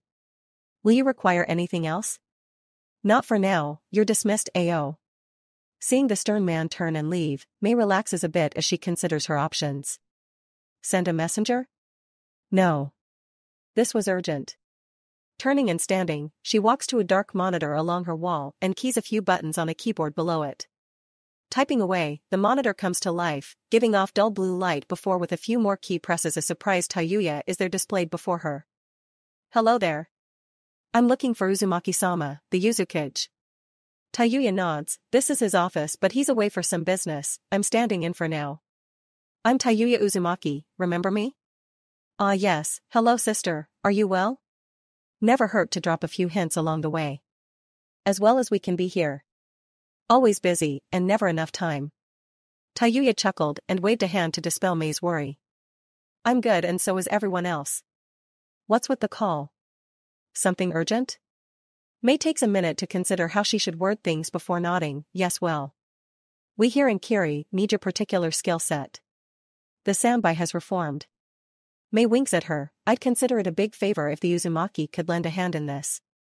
You could even consider the Biju yours if you capture it. Tayuya's eyes widen and she blinks rapidly. You don't say. Okay big sis, tell me more. Internally smiling and doing a dance, Mei externally crosses her arms. I'll send the detailed location, but within one of our islands our scouts have reported massive disturbances. Chakra flares that no human could hope to be responsible for. Tayuya nods. A Biju on the loose could spell some serious trouble. Tayuya closes her eyes as she seems to think on it before resolutely staring at Mei. I'll send 2 teams over. You can give them details and the location once they arrive. Thank you, the help is appreciated. Mei smirks just a tad. It would be nice if Uzumaki-sama could stop by for a visit sometime. I'm sure he would love to visit the land of water at least once. Sighing and getting the unspoken message, Tayuya nods. When he returns I'll pass along the message.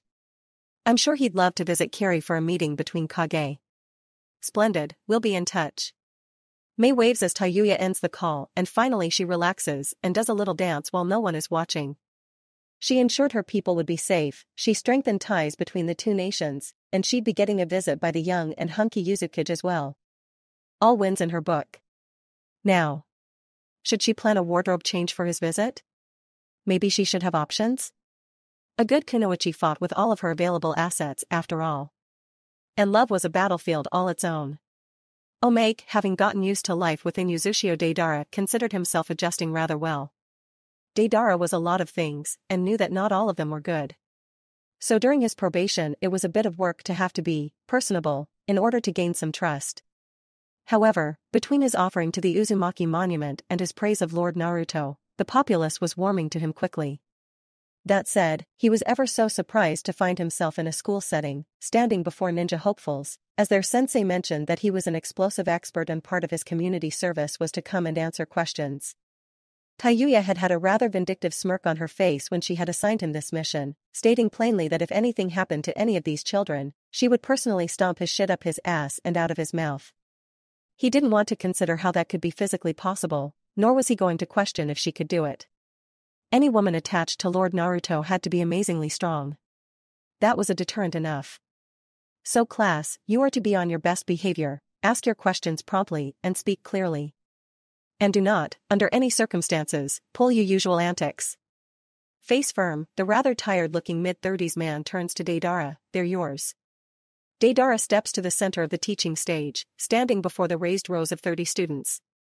Deidara notes Gosu in the corner, who apparently was oddly suited to dealing with Deidara he had been told, but shrugs as the former Akatsuki member planned to do everything he could to stay here in Uzushio.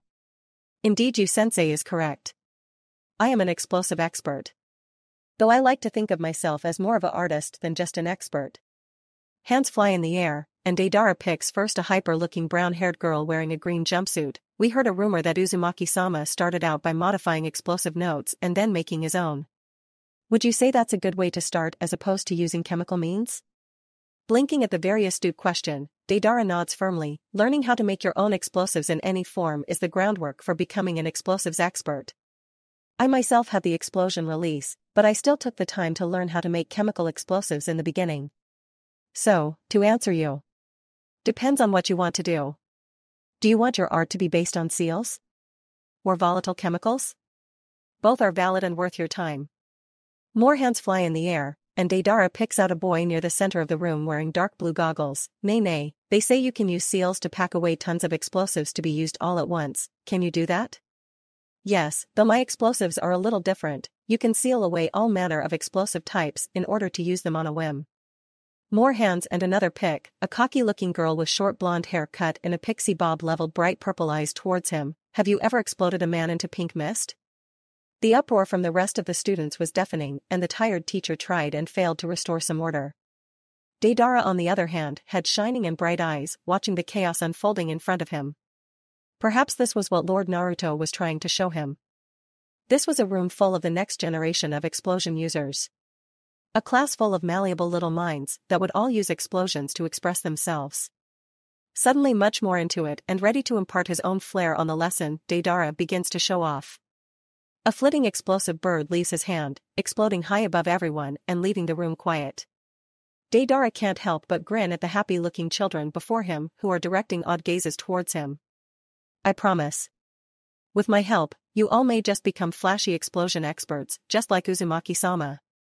Collectively deciding that this was their new favorite guest teacher, the class all roar in approval. Hi Deidara-sensei. Puffing his chest out with pride, Deidara grins and nods. Deidara-sensei. I like that. Yeah. Above him, Gosu sighs and begins to wonder if this might have been a bad idea. One Naruto was enough. Naruto and Deidara together was cause for world-ending concern. Giving one of them the ability to make more of themselves? Oh no. He'd be petitioning for Deidara to do something, anything else than this, before the day was over. Chapter 60.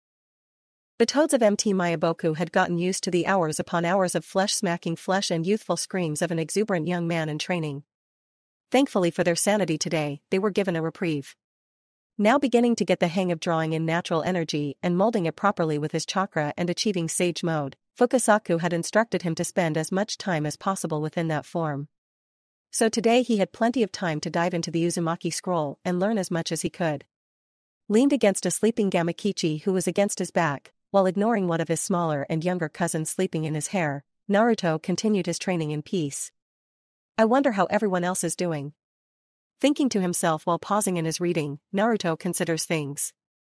Jiraiya had returned to Konoha a few days ago, wanting to check on things he said, though Naruto was sure it was to bug Tsunade and be a pervert. Naruto had wanted to send clones to check on Uzushio and the girls, but Fukasaku had expressly forbid that. What would he do if he learned of some event back home? It would break his concentration or worse might see him quit so he could go run to the rescue. No. Naruto needed to be fully mentally here. Which left the teen a little anxious. But, he did have to admit that his recent training had helped him understand some things better. First, he had figured out the full reason for his recent mood imbalance. With Naruto born and now her own person, his yin and yang chakra mix was off, much like Kurama's own. It would even out over time, or, he could regulate it himself, whichever one happened first. Kurama grumbles from his mind, "You're thinking too loudly." "Shut up. You really are old, all you do is complain and sleep. Find me a battlefield so I can do something else then." Quip made, Kurama sobers up for a moment. "You should be able to even out your chakra with your abilities granted by the Rinnegan now. It does give you not only access to all of the major elements, but also yin and yang release." Naruto considers that for a moment before nodding. "I'll get on that then. I need to experiment with everything I have at my disposal. It has fully matured finally, so have at it, break the world."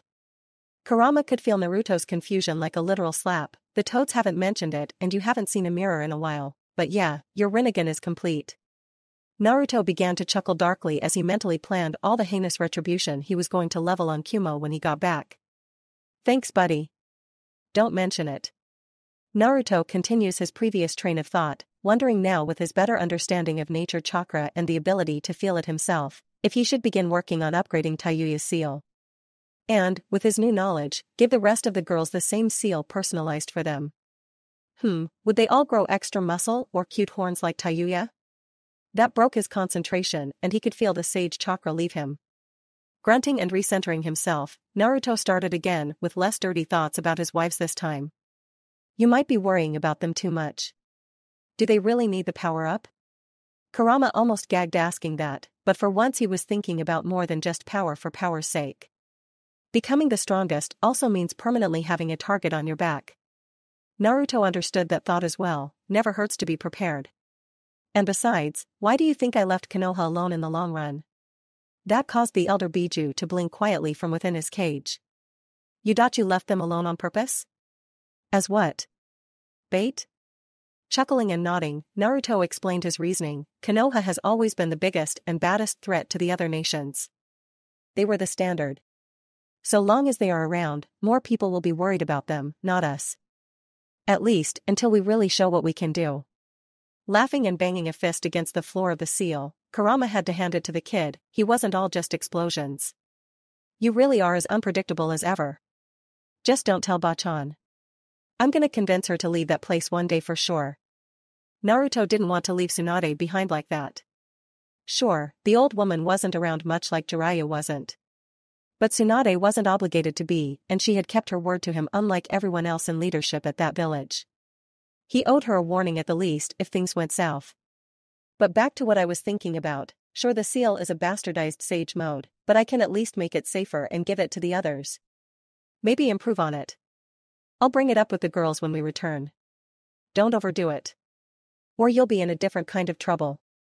Behind them and unnoticed, Fukasaku observes the boy meditating and exuding a light orange glow. It's still not complete, but he's almost there. Training will be over soon. Mumbling to himself, the elder is mightily impressed with the work ethic of the young teen. The kid had already figured out how to shorten his time for collecting nature chakra, using clones to collect the necessary energy. Now recently he had begun talking about using seals to accomplish the same feat, Bloody Uzumaki and their seals. But, he had to hand it to the boy, this new generation thought in ways Fukasaku's own could never even dream of. Watching as the glow intensifies just a tad, the elder shakes his head and walks away, giving Naruto some more time to himself. Kurama however has to mention something to Naruto, wondering if the boy had noticed it himself. You know, as strong as you are now, you're just about a mini Biju all on your own. Oh yeah? Naruto felt about himself, reaching deep within the ocean that was his chakra. I haven't been fighting lately, so I guess I didn't notice. You could probably one-shot Shikaku as you are now, without your seals. Which was a mighty large improvement over the boy who had first changed his path in life by walking into a library all that time ago. What was it, 3 or 4 years now? Outwardly Naruto grins, canines sharp as his adrenaline pumps. I wouldn't mind being counted among you and your kin. I'd consider it an honor. Kurama nods. Heh, I wouldn't mind calling you a brother as well, brat. Even if you're just another horny monkey most days. Want me to stop? Never said that. Kurama considered cutting himself off from whatever pleasures he could get and shivered. No thank you. Life was great right now.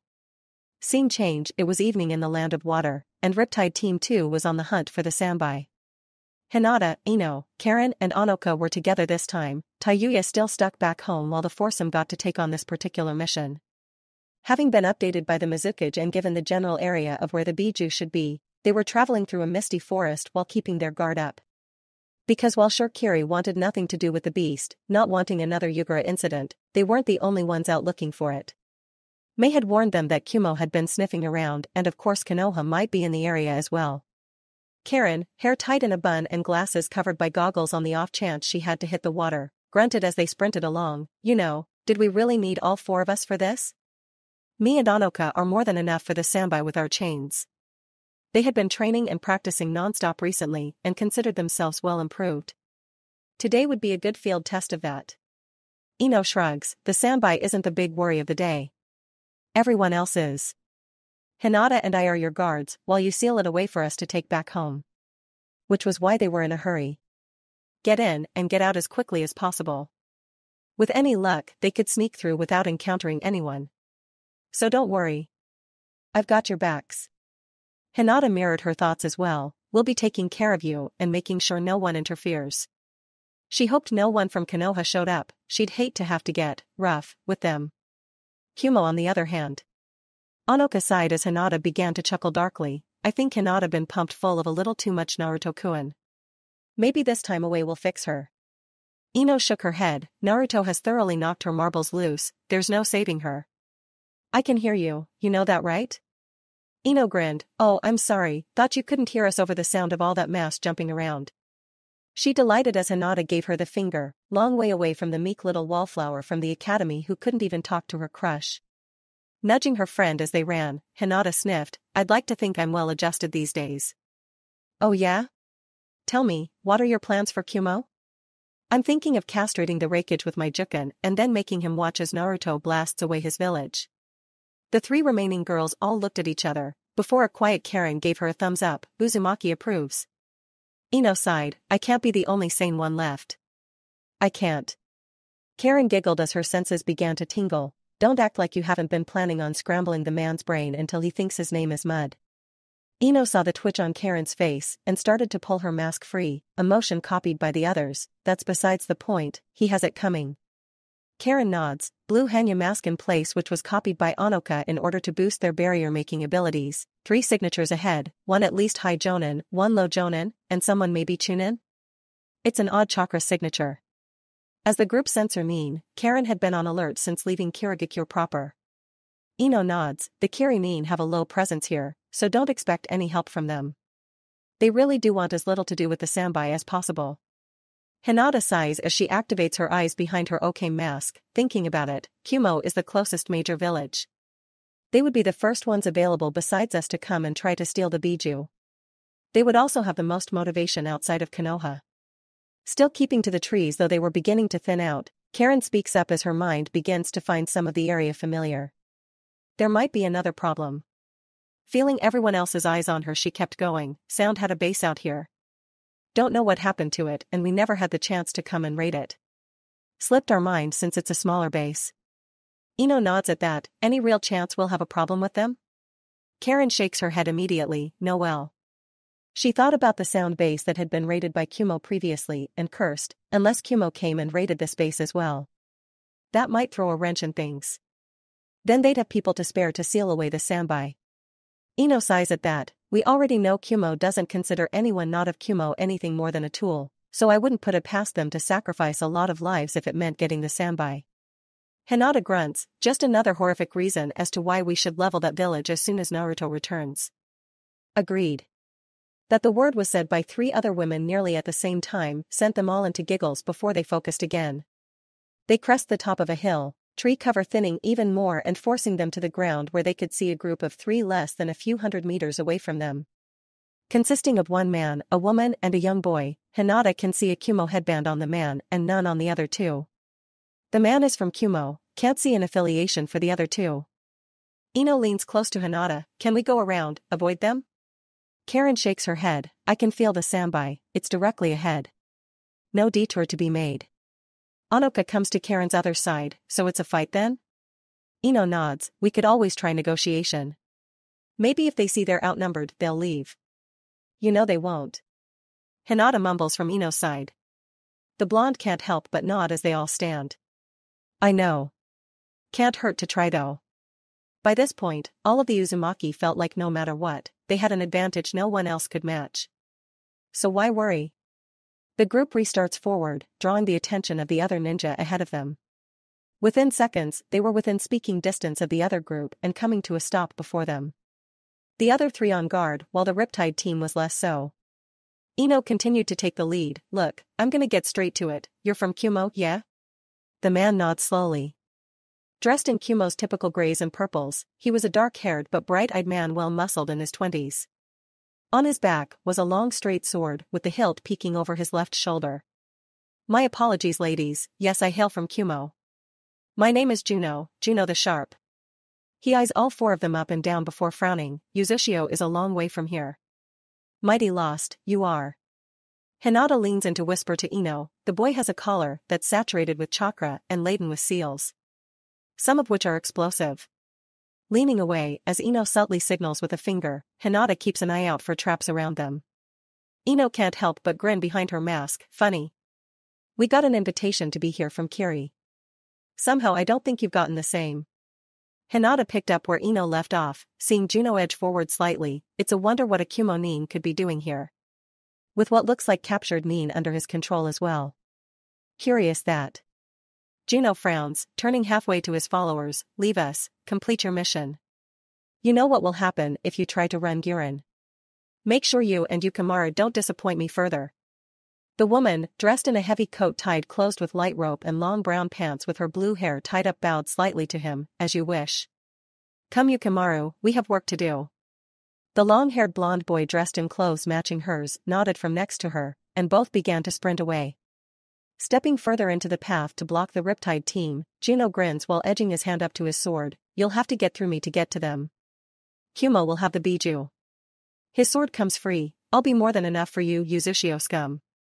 Stepping forward alone, Hinata waves the others away as well, I'll take him, you three go on ahead. She had enough frustration to work out. Ino can't help but frown at the long-haired girl now standing ahead of her, we should put him down together and then go. Hinata shakes her head, and risk them getting to the sambai first? Don't worry, I'm more than enough for this one. Ino watches the firm stance of Hinata for a moment longer before nodding and turning to Karen and Anoka, let's get a move on. Hinata will catch up. Hinata turns back to them and gives them all a thumbs up, don't worry, I'll make this plenty flashy. Ino sighs as Karen and Anoka begin to sprint away, don't pull a Mr. 9 please. Then she was off and away, sprinting after her sister wives. Juno frowns and attempts to intercept the trio trying to leave, only to be intercepted by the faster Hinata. Sword being deflected by a gauntlet-covered hand, he got the feeling the woman before him was grinning. I'm going to take my time slicing you apart. Hinata shrugged, lowering her stance a bit more. You'll try. I'm going to help remind you why the world feared the Uzumaki so much, once upon a time. She jumps away as Juno slams a foot into the ground where she was standing. Another hop and she's carried away further as an explosion rocks the next space she would have been standing. Whistling, Hinata chuckles, explosion release, So weak, you have no flair at all. Juno leaps towards her, sword beginning to dance through the air, I'll show you just how powerful I am woman. Bending with all the flexibility she had, Hinata rolled backwards and watched his sword sing through the space her neck previously occupied. You may try. But you're much too slow I think. Hinata considers things as Juno continues to aggressively pursue her. His sword was always arcing for a killing strike, while as they weaved between trees he would occasionally palm one in an attempt to catch her in an explosion. Having dealt with Naruto for so long, it was easy both to see what he was attempting and avoid it with margin to spare. Internally she sighed, this really was a boring fight. Would you like for me not to use chakra? I could give you a handicap. Handy-Juno growled low in his throat as he pressed his attack even more. You dare, when you've been retreating this whole time. Watching as again she twirled away from a downward sword strike before a quick shunshin carried her away from an explosive landmine, he considered briefly that she hadn't been damaged at all so far. You cowardly bitch. I'll have your head. Faster than he could follow, Hinata slid inside his guard as he thrust forward in an attempt to skewer her in the liver. Fingers glowing with chakra, quick strikes rendered his back arm useless within a breath, while Hinata was already floating away to bounce on her toes. Oh, silly me. This is a fight, not a dance. I do need to strike back once in a while. Watching the long-haired woman bounce back and forth, Juno sheathes his sword and grunts in pain.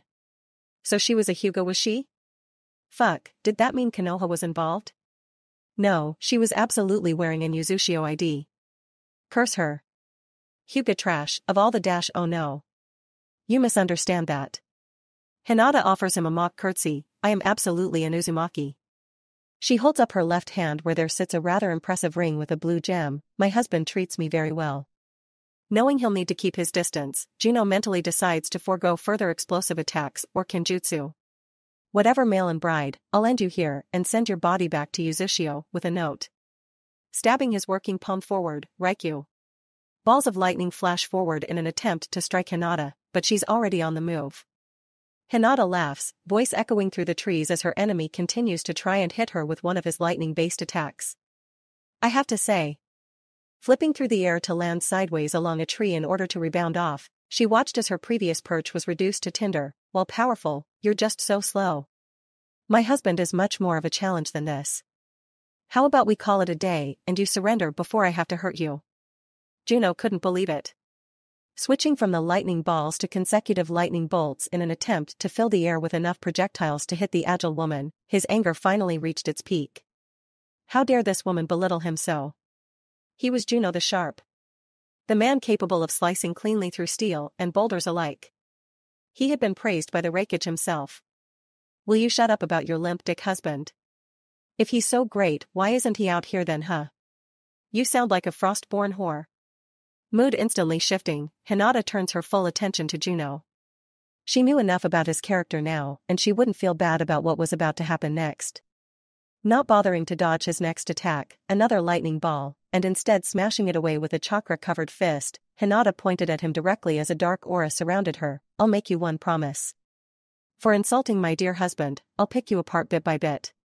Frozen in place, Juno can't help but feel like he was staring at the visage of a demon come to life. What was this terrible aura she had about her? Where was this chakra pressure come from?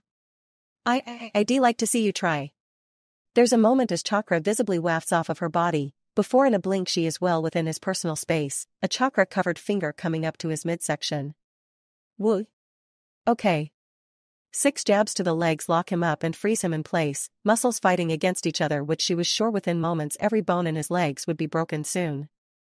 Another 3 jabs shut down his other arm, and there, the woods are filled with a meaty crack as indeed his legs broke in multiple places. Already screaming in pain and beginning to fall, Hinata continues her attack. 2 last jabs to his midsection shut down chakra production and his liver, before he is dropped screaming to the dirt. Sighing and putting her hands on her hips, Hinata stands over the writhing man, so dull. Barely even a warm-up. Ergurg. Tears streaming down his face and blood leaking from his lips, Juno wouldn't be offering any other comments besides screams for a short while. Now is that any way to speak to a lady? Use your words please. You're a big boy aren't you? Juno was delirious with pain as the muscles in his arm were still fighting each other due to whatever it was she did. Within a breath as he fought and failed to control his still constricting legs, his arm shattered into a dozen pieces. You bitch. Screaming into the night air, Juno's mind was quickly overcome with pain. Hinata was soon squatting down over him, pulling her mask up with an odd shine to her eyes. Oh dear. Looks like I don't have a lot of time with you. Guess I better get to interrogating you properly then. So. A kunai was in her hand, its edge glinting in the moonlight. Why don't you tell me what Kumo has been up to these days? More screams filled the woods after that, tinged with the scent of blood. Ahead of Hinata, and closing in on their own prey quickly, Ino, Karen and Anoka are hot on the trail of Guren and Yukimaru. They can just barely make out the lake connected to the sea where the Sambai was most likely located, and they put on some extra speed. Ino motions to the both of them, break off and head straight to the water, complete the mission while I take care of them. Karen sighs, are you sure you'll be okay on your own? Ino nods, I may not be a powerhouse like Tayuya or super sneaky like Hinata, but I'm no slouch, let me tell ya. I'll be fine, honest. Karen salutes her as she and Anoka begin to jump away, we're counting on you and don't do anything stupid. We can't take care of husband without you after all. Ino smiles behind her mask and waves them off, you know I'm more than just a pretty face. I'll be smart, so go on now. Watching the pair race away, she keeps an eye out as ahead of them the taller woman, Girin if she remembered correctly, turned back in an attempt to intercept them. Ino launched several Senbon her way, stopping her in her tracks as she saw the attack and dodged, letting Karen and Anoka race ahead uncontested. Hey now, you wanna fight? You can fight me. Frowning and sizing up the blonde who decided to get in her way, Girin turns just enough to see Yukimaru out of the corner of her eye, you have a mission to complete, get to it. But Girin, you dash, but nothing. We don't have a choice, go on, I'll be okay. Yukimaru looks conflicted, eyes darting between the two women about to go into battle, hands clutching his jacket tightly. He's surprised when the pretty blonde woman winks at him, don't you worry, I can tell you care about her, so I won't rough her up too badly. Girin frowns as Yukimaru takes another few seconds before rushing away towards the shoreline. Her attention now fully on her opponent who apparently though very highly of herself, you're full of confidence. Ino nods, inspecting her nails and buffing them lightly on her black tank top, I was going to say, that was big of you, trying to make sure the kid was out of the way. You must care about him, huh? Girin lowers her stance, beginning to circulate chakra through her body, without him, no one will be taking the sambai. Already she moved one hand behind her back, pink crystal shuriken forming between her fingers. Ino shrugs, earth chakra circulating through her muscles with the ease of long practice, we'll just have to find out, won't we? Deciding to take this serious from the start, much like Hinata, she removed the gravity seals along her body in a flare of chakra. You know, you aren't a Kumonin, why fight for them? Girin's frown deepens as she launches her opening salvo of crystal shuriken at the other woman, dashing to the side and continuing her assault, she sucks her teeth as Ino deftly twists and bends around the projectiles with ease. That's none of your concern. Several hand seals made, she grounds herself, before welling up more chakra than before, chasing Crystal Dragon. Frowning at the monstrosity heading her way, Ino can feel instantly that this was a deadly attack. Filling her fist with chakra, she resolutely punches the dragon in the jaw, sending it away, but only producing cracks along its head and length. Whistling at the integrity of the jutsu, Ino can't help but feel like she might be in for a real fight here. This is strong stuff, this a bloodline? She was curious, but already had an idea of how to end this. Her mainline techniques all dealt with the mind after all. Girin smirks, taken in by the energetic blonde as she dodges a brace of launched Senbon in return, not many alive can ward off my attack, I guess I should acknowledge your strength for that. Adjusting her chakra and bringing the crystal dragon back around for another attack run, she sends Ino on a spree of dodges and chakra-aided evasions. I wonder how long you can keep this up, little girl. Watching the dragon head back her way, Ino jumps high over its head and watches the attack gouge a trench through the ground where she had been standing. Another fist comes crashing down along its back that only produces more spiderweb cracks, and Ino frowns. This thing was tough, but, as she continued to dodge and bat the chakra construct away from her, she begins to notice a pattern. Girin could reinforce her technique with chakra, repair the damage and turn this into a war of attrition. She was not doing that however, instead content to waste chakra and watch Ino make a mockery of this fight. Curious. You know, you don't strike me as the type to follow the orders of someone you don't trust, much less like. Girin nods without meaning to, watching Ino deliver another earth-shattering punch that finally shatters the crystal dragon and sends shards raining all over the area around them. We are ninja, sometimes we don't have a choice in the matter. Several new hand signs made, Girin smirks, dance of the crystal lance. Several spears made of crystal formed out of the ground and launched towards the weaving and dodging blonde. Ino shook her head, a chakra-laden fist smashing and redirecting the spears headed her way. You're human, aren't you? You always have a choice. Fed up with dodging and feeling like she had the measure of her opponent, Ino hit the ground in a roll and placed both hands flat in the grass, Doton, earth spears. Much like Girin, several spears made of earth were launched through the air. Girin saw the attack for what it was and stomped a heavy foot into the earth, crystal wall. Ino sighs, all this talent?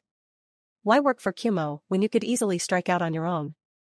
Girin sighs, weathering the continued assault, you don't understand. Kumo came in and raided the sound base and took over easily. Watching the crystal wall begin to crack, she leaps away into the trees as Ino finally smashes through before pursuing the frustrated woman. I had to watch over Yukimaru, no one else would. Could. We're connected in a way I couldn't explain to you right now. Ino nods, Senbon streaking through the air to intercept hastily thrown crystal kunai. Sounds like you're a decent person in the end. My character doesn't matter. Girin grunts as a Senbon grazes her shoulder. Forced to dive lower among the trees to allow herself to pick up some speed, she continues their banter. The Kumo-nin figured me out. Put an explosive collar on Yukimaru to force me to work for them. If I so much as breathe wrong, he's dead. And I can't have that. No. I've done enough to that boy. Memories ran through her mind, a village on fire, a woman covered in blood, and Orochimaru's cold laughter filling her ears. No. She'd done more than enough. Ino nods, another brace of Senbon launched in an attempt to take down the distressed woman without further combat, which was deflected with ease. I get it. Sounds like something Kumo would do. Ino sighs as she rolls around a tree trunk in order to use it to block several crystal kunai from striking her. Wanna clue me in? Should we expect more Kumo shinobi in the area? Girin shakes her head as the earth in front of her forms into a fist that attempts to capture her. Another crystal dragon forms and both smash against the other and cancel each other out. The only Kumo-nin left is Juno, a high jonin on par with the Raikage's most elite. The rest have returned to their village. Ino nods, a quick shunshin helping her reposition. You know, that means we could help you. My sister is going to make short work of that guy. Leaving you and Yukimaru alone out here. Ino sealed away her Senbon launchers, knowing by this point Girin wasn't going to be caught by them and instead considered her next move. Think about it. It's not like we know you. We're here for the Sanbai, and that's it. For all we give a damn, you and Yukimaru can go free about your business. Finally locking onto the echoing voice of Ino, Girin summons a massive amount of chakra and pushing it into the ground, forming several crystal pillars that rise into the air and destroy everything in their path. You're forgetting about the suicide collar. Another shunshin taking her away to safety while she watches the wanton destruction. Ino can't help but sigh heavily. My husband is a master with seals. It'll be child's play to remove that hack job for him. Hell, my sister wife might be able to do it by now. Hesitating after seeing her attack didn't connect at all, Girin frowns as she searches the area for the muscled blonde. That would mean I'd have to trust you, and I can't say that I do. Girin frowned as she started to feel sluggish and her arm that was grazed by the Senbon wasn't responding as it should. Poison? Grunting, Ino amplifies her voice to bounce it off of as many surfaces as possible. Look, I get that, really. But I don't have time to keep playing with you. So either you'll need to figure it out or I'm gonna put you down. Choice is yours. Holding up a hand, sparks trailed along her fingers as she mentally began to decide on what technique to use. Girin can't help but grin now, thinking on their fight so far. Sure, the landscape was torn to shreds and several trees had been uprooted, but she had the Uzushio woman on the run this whole time. You haven't gotten close to hitting me once yet. Maybe if you show you're even half as strong as the Kumo ninja, or me, I could agree to work with you. She flexed her hand on the affected arm and sighed. It was getting harder to move by the minute, so she'd need to finish this quickly. Unseen and smiling, Ino nods, though she knows Girin can't see her. You should have relaxed and taken my earlier offer. This might hurt a bit. Jumping out from behind her tree and twisting to point her index finger at the surprised Girin who was less than 5 meters away, Ino smirks, bang. Lightning arcing from her fingertip to smash into Girin's forehead at the speed of light, and the other woman is down before Ino has the chance to touch down on the ground. Ino watches as Girin's body convulses for a moment before coming to rest, giving it another few seconds before deciding that Girin was well and truly knocked out. Walking over to the older woman, Ino unseals rope and begins to bind her for transport.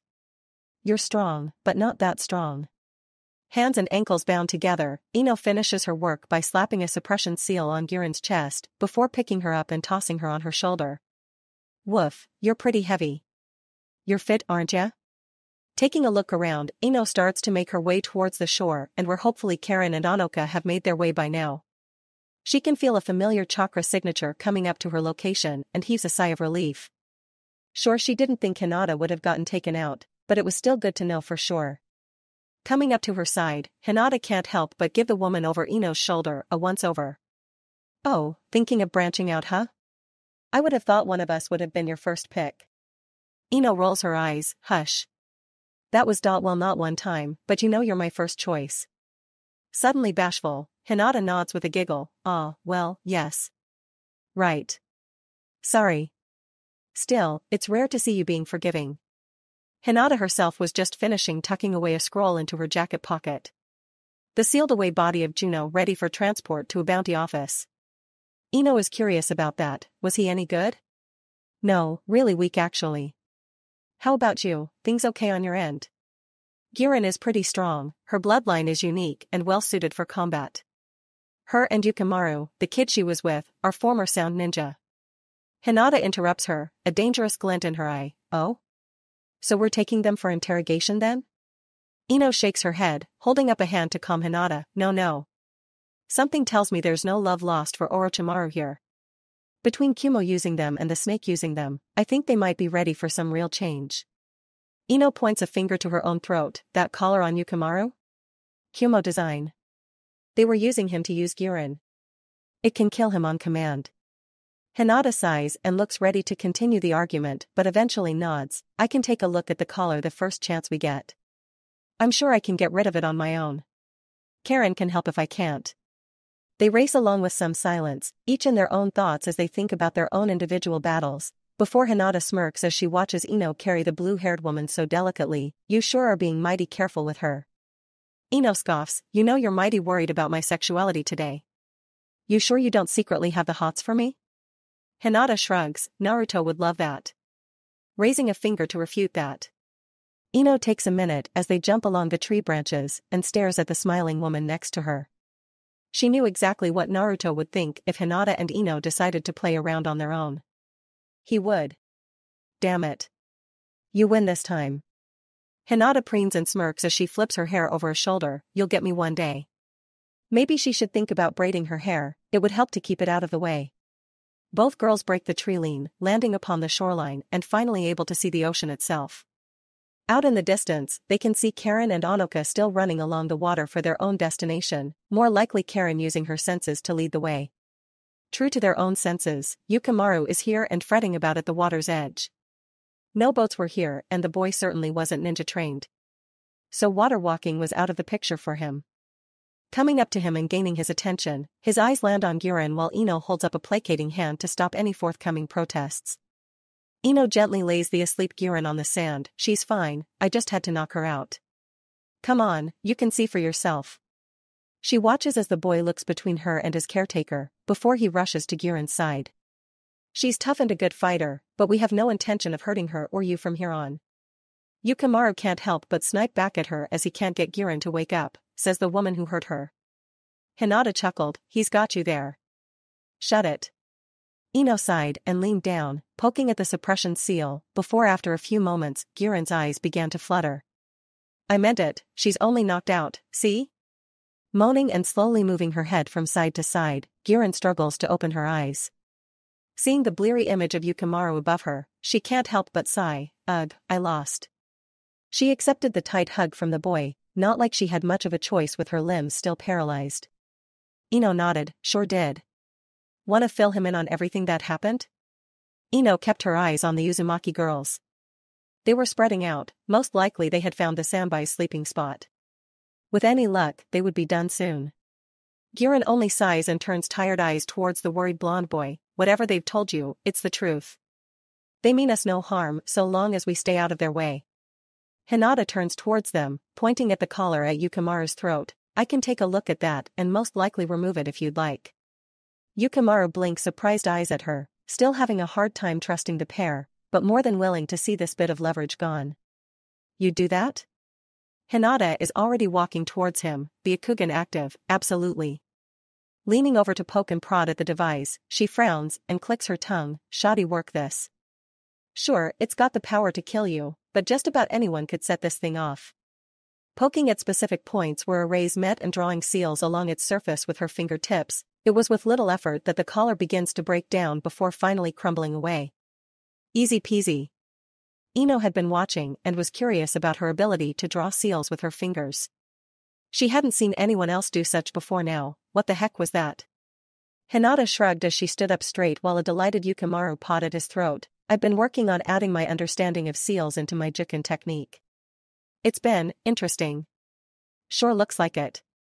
Ino watches as Yukimaru runs to Girin's side, excitedly showing her his freed and clean neck. There's a roar of moving water and a spray that draws everyone's attention. The sambai had surfaced, roaring into the night as three tails thrashed among the waves.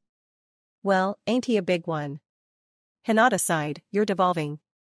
She watches with the others as just as quickly as the sambai surfaced, bright yellow and blue chains burst from the water to surround and entangle the biju. There's a struggle as the beast attempts to fight free, great waves kicked up and water parted like it was a kiddie pool and not the ocean itself. But eventually the sambai is brought down to the water level and with a bright flash, soon it is gone, leaving behind Karen and Anoka who begin to make their way back to shore. Anoka now sports a large sealing scroll on her back, a glowing chain holding it in place. Ino notes that, won't it break free like right away? Hinata shakes her head, it's just temporary, her chain will keep it stable until we return to Yuzushio. Where the plan was to release the sambai within their territorial waters, and hopefully either Naruto or Fu could talk it down and get it to relax. They weren't looking to seal it away after all, just keep it out of the hands of anyone else. Ino nods as she turns back to Girin, well, that's it. We're all done so, you're free to go so long as you aren't gonna try to attack us some more. Girin shakes her head, since you removed the seal on Yukimaru, we don't have any reason to keep up the fighting. I'd soon run as far as I can in the opposite direction at this point. These women had beat them so soundly, she couldn't imagine how strong the others must be. No, so long as they were letting her go, she wouldn't be going against them ever. Ino nods, leaning down and removing and untying Girin, leaving her only under the influence of the suppression seal. Well, we have no need for you and we don't have a habit of going around killing other ninja needlessly. So, unless you're looking to be our enemy, I think we're fine with letting you go. Ino stands, pointing to the paper tag on Girin's chest as she looks directly at Yukimaru. After we leave, remove that seal and she'll be up and ready to go within a few minutes. As Yukimaru thanks them, Girin is deep in thought as she wonders at the women that were so willing to let them go. Reasons aside, it was a rare thing in their world to get a second chance like this. She certainly didn't want to squander it. It's a curious Yukimaru still kneeling next to her that brings her out of her thoughts. Where do we go from here? Girin shakes her head, I don't know. Kuma will surely attempt to hunt us down. Hinata adjusts her weight on her hips, cocking one to the side and placing a hand there, you could always come with us. We're no friends of Kumo, and we're always looking for new talent for Yuzushio. Hinata figured if Ino was impressed enough with her to be willing to let her go, an invite shouldn't be out of the question. We're looking to build a peaceful world, where people can reach an understanding without bloodshed or violence. But we know that that's time and effort, but everyone within our nation is ready to fight for it for as long as they need to. It takes some time for Girin to think it over. Stay out on the road and possibly on the run from Kumo while trying to protect Yukimaru. Or join a village and gain their protection while having to fight for them doing what she normally does best. One would allow her to be truly free until death that was sure to come, while the other gave up a bit of her freedom to possibly live a long and healthy life. It wasn't all that hard of a decision. Doesn't sound so bad going with you. So long as you can promise Yukimaru will be safe. Absolutely he will be. Hinata has no problem answering that nearly instantly. Children were heavily protected in Yuzushio after all. Yukimaru hugs Girin tightly, earning a grin from the weak woman now helped into a seated position. Alright then. Guess we're with you then. Karen and Anoka make the shoreline, hitting the beach and joining the group with groans. That was a lot of chakra to use all at once. Karen pats her shoulder, while Anoka gives the others a peace sign with a wide grin. We did it. Sambai secured. Ino nods, welp, then it's time to head back. It's a successful mission in the bag. Hinata sighs as the others all direct glares towards the oblivious blonde, don't jinx it. We have to make it home still. We'll be fine. You dumbass. Karen's voice rises above everyone else, though Yukimaru can't help but giggle as Girin sighs. What have I gotten us into now? Scene change far away under a clear blue sky. The weather was warm with just a touch of humidity that had her clothes feeling just a little uncomfortable but not overly so. Kuratsuchi did not want to admit she was lost. In fact, she wasn't lost, the map she had was just wrong. That being said, while she was supposed to be on her way through fire country, the plains she found herself on were oddly devoid of the customary trees that the land of fire was famous for. Still, there was only one road, so surely so long as she continued along her path she would reach a town eventually. This is stupid and shitty. I should have won that fight against the maelstrom. The asshole must have cheated somehow. Kicking a rock out of her path, Kuratsuchi considered torching the path out of frustration. Where did it all go wrong? Granddad doesn't see my vision. That Suzumabachi bitch was worthless and was only looking out for herself. I need to remember to put her in her place when I get back. Kukuku, oh the things I have in store for her. Distracted as she was, she misses the other person sidling up next to her. Dark cloak with red clouds fluttering as he walked, orange swirl mask gleaming in the sunlight, he seemed content to just walk next to her and listen to her ranting at the ground. At least, until his boredom gets the better of him. Is it normal for you to talk to yourself so much? Freaking out and screaming, Kuratsuchi leaps away while clutching her chest. Turning back to take in her impromptu traveling companion, she notes that other than his clothes, she doesn't have much of an idea of who this is. He had some odd spiky black hair and black pants under those robes, but she couldn't make out anything else. It's not nice to sneak up on a woman. There's silence between the two as her silent companion looked her up and down, almost with doubt that made her want to throw a kunai through his face. Especially when he tilted his head in confusion. I'm a woman, damn it. I don't doubt you. Honest. Voice high-pitched and almost childish, the man waves his hands in front of his back and forth to ward off potential violence. Toby is a good boy. He'd never question a lady. Honest. Sighing and getting the feeling this guy wasn't all there, Kuratsuchi shakes her head. You're Akatsuki, right? What do you want with me? Shouldn't you be meeting up with Granddad? Rubbing the back of his head and exuding an air of embarrassment, Toby can't help but shrug his shoulders. I'm a bit lost. I'm actually looking for a port so I can travel to the land of water. Nodding as she was looking for a port town herself, Kuratsuchi waves a hand in the direction she was traveling before. Well, you're in luck. I'm looking for a port too. I wouldn't mind some company if you want to come with. Toby nods and holds a hand up high in the air. Toby would love to travel with you. Toby gets very lonely on the road. It's been very lonely since Deidara left. Seeming to pout, Kuratsuchi giggles and leads the way. We can swap some stories while we talk. I think we'll be hitting the land of rice soon. Taking the lead, she misses the focused look Toby sends her way with his one visible eye available through the hole in his mask. Land of rice? We're in the land of bears. Does she know where she's going? It didn't matter to him in the end. It'd give him time to extract information out of her while they traveled. No one else would be capturing the Sambai anyway. He had time. Scene change, bearing down on Uzushio waters, a fleet captain is ordering his ship to prepare for battle. Hailing from the land of sky, they've been given one mission. Originally, they were to crush Konoha for their revenge, but this attack was more about survival. Sure that Uzushio would be coming after them for vengeance themselves, they were taking the strike first, before the other side struck approach. Pristine white uniform gleaming, thick mustache twitching as he picked up the microphone for the intercom, the bridge fell silent as he readied to address the rest of the crew. This mission is not one of revenge. This is about ensuring the survival of our people. Long ago, Sky, along with a federation of other nations, came together to snuff out the Uzumaki. And yet they have returned. With revenge in their hearts, we have but only one course of action remaining. To crush them completely and wipe them off of the map again. They will burn, so our children can see another day. You all are here to enact that great will, and may the kami be on our side. Keying the microphone off, he could hear cheers dimly from below decks. From next to him, his second-in-command walked forward to join him as they both looked out of the great windows towards the never-ending fog bank ahead of them. Will we be ready, sir? We have to be. And pray on our souls, this is the correct course. 4 ships in total, steam together, uncontested for now, as they ready for war. From the fog bank, a long woman emerges, skiing along the waves. She has a confident smirk on her face, while her long purple hair whips behind her. A new thick blue jacket with long sleeves, black skin-tight pants that double as a wetsuit and new ninja sandals. Isaribi was taking her new roles as leader of the Undertow group easily.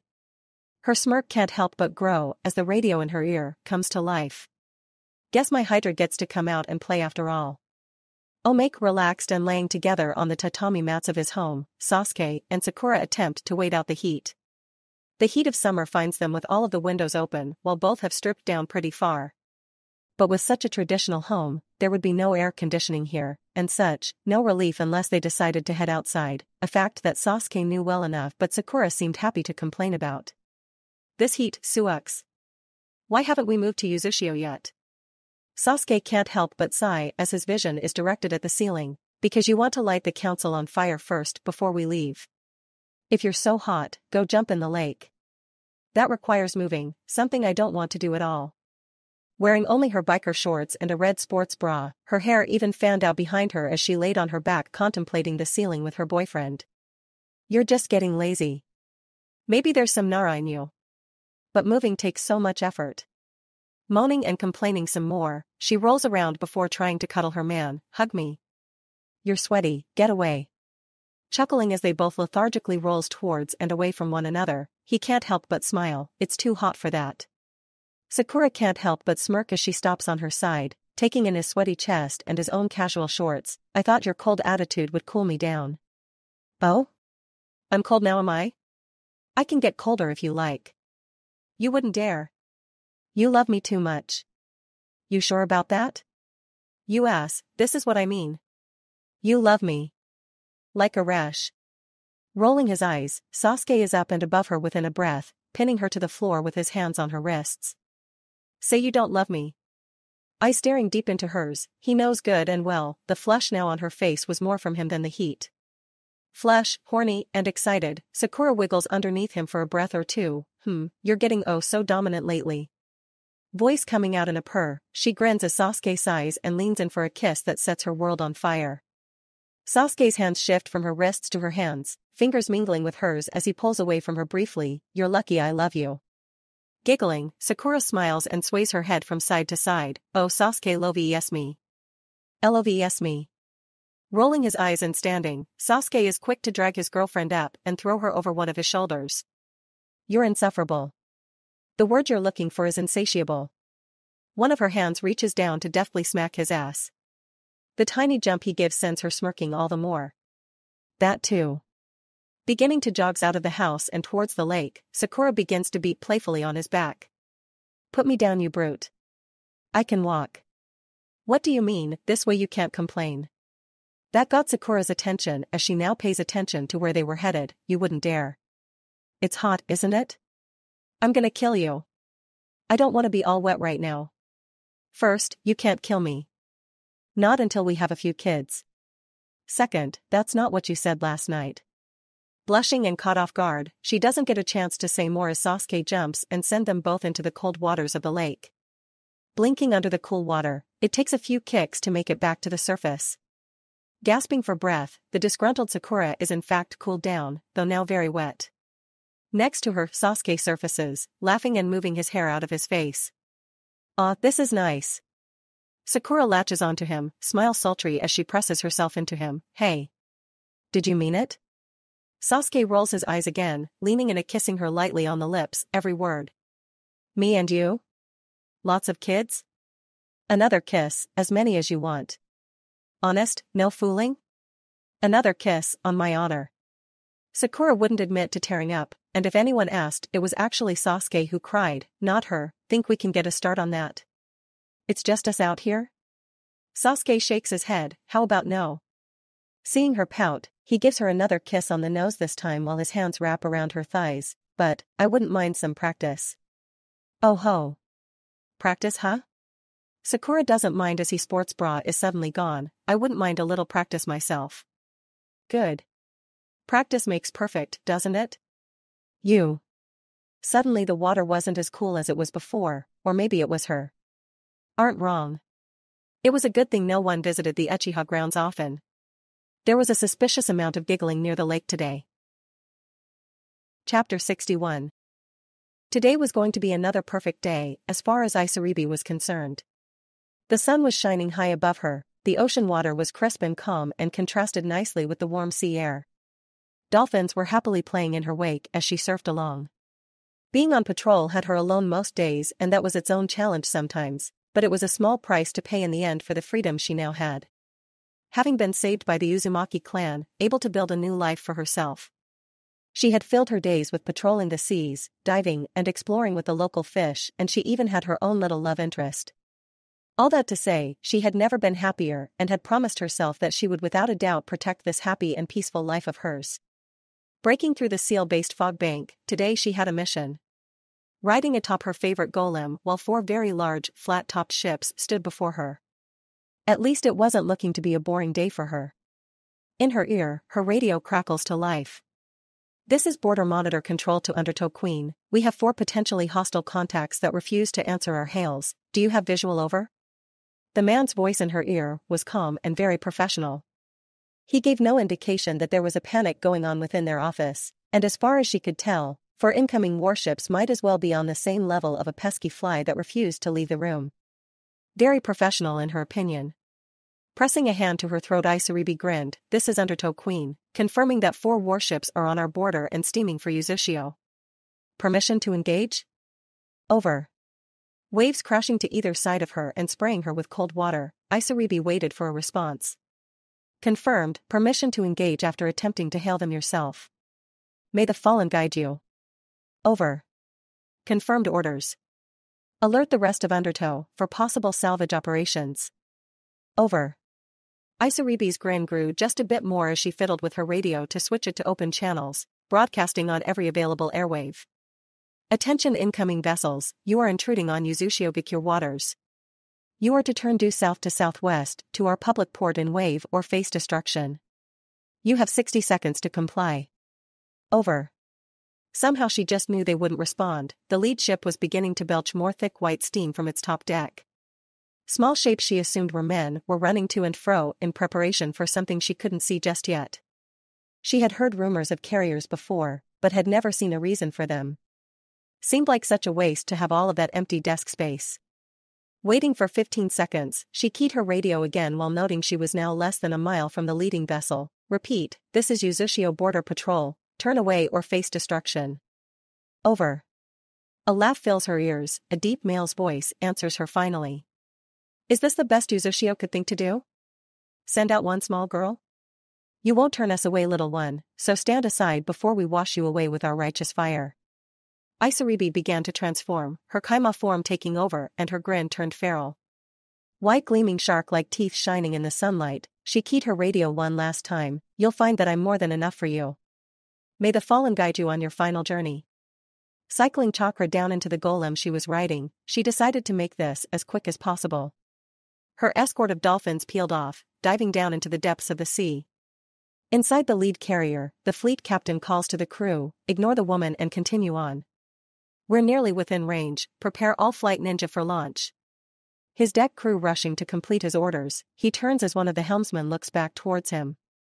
Sir, she's picking up speed. Who cares? Our full complement of bombing ninja will be lifting off within minutes. What is she going to do? Throw some exploding notes at us? Turning to consult the area map with his second in command, he misses the room going deathly quiet behind him. He leans close to his second, a younger man with pale blonde hair, kept short. He was a recent graduate from the Naval Academy and was being groomed to be his own successor one day. Still a long way off, but this mission would be a good easy way to get his feet wet. The island is reportedly only home to one major city. This should be quick and we can steam home without any worries from their allies. His second, however, had been curious and had turned back to the front wall of windows. All movement on the command deck had ceased, and for good reason, he now saw. His right hand came up to grip his commanding officer by his arm. Sir. Irritated at being interrupted again, the captain turned with fury in his eyes. What? Is this your first time seeing a woman at sea?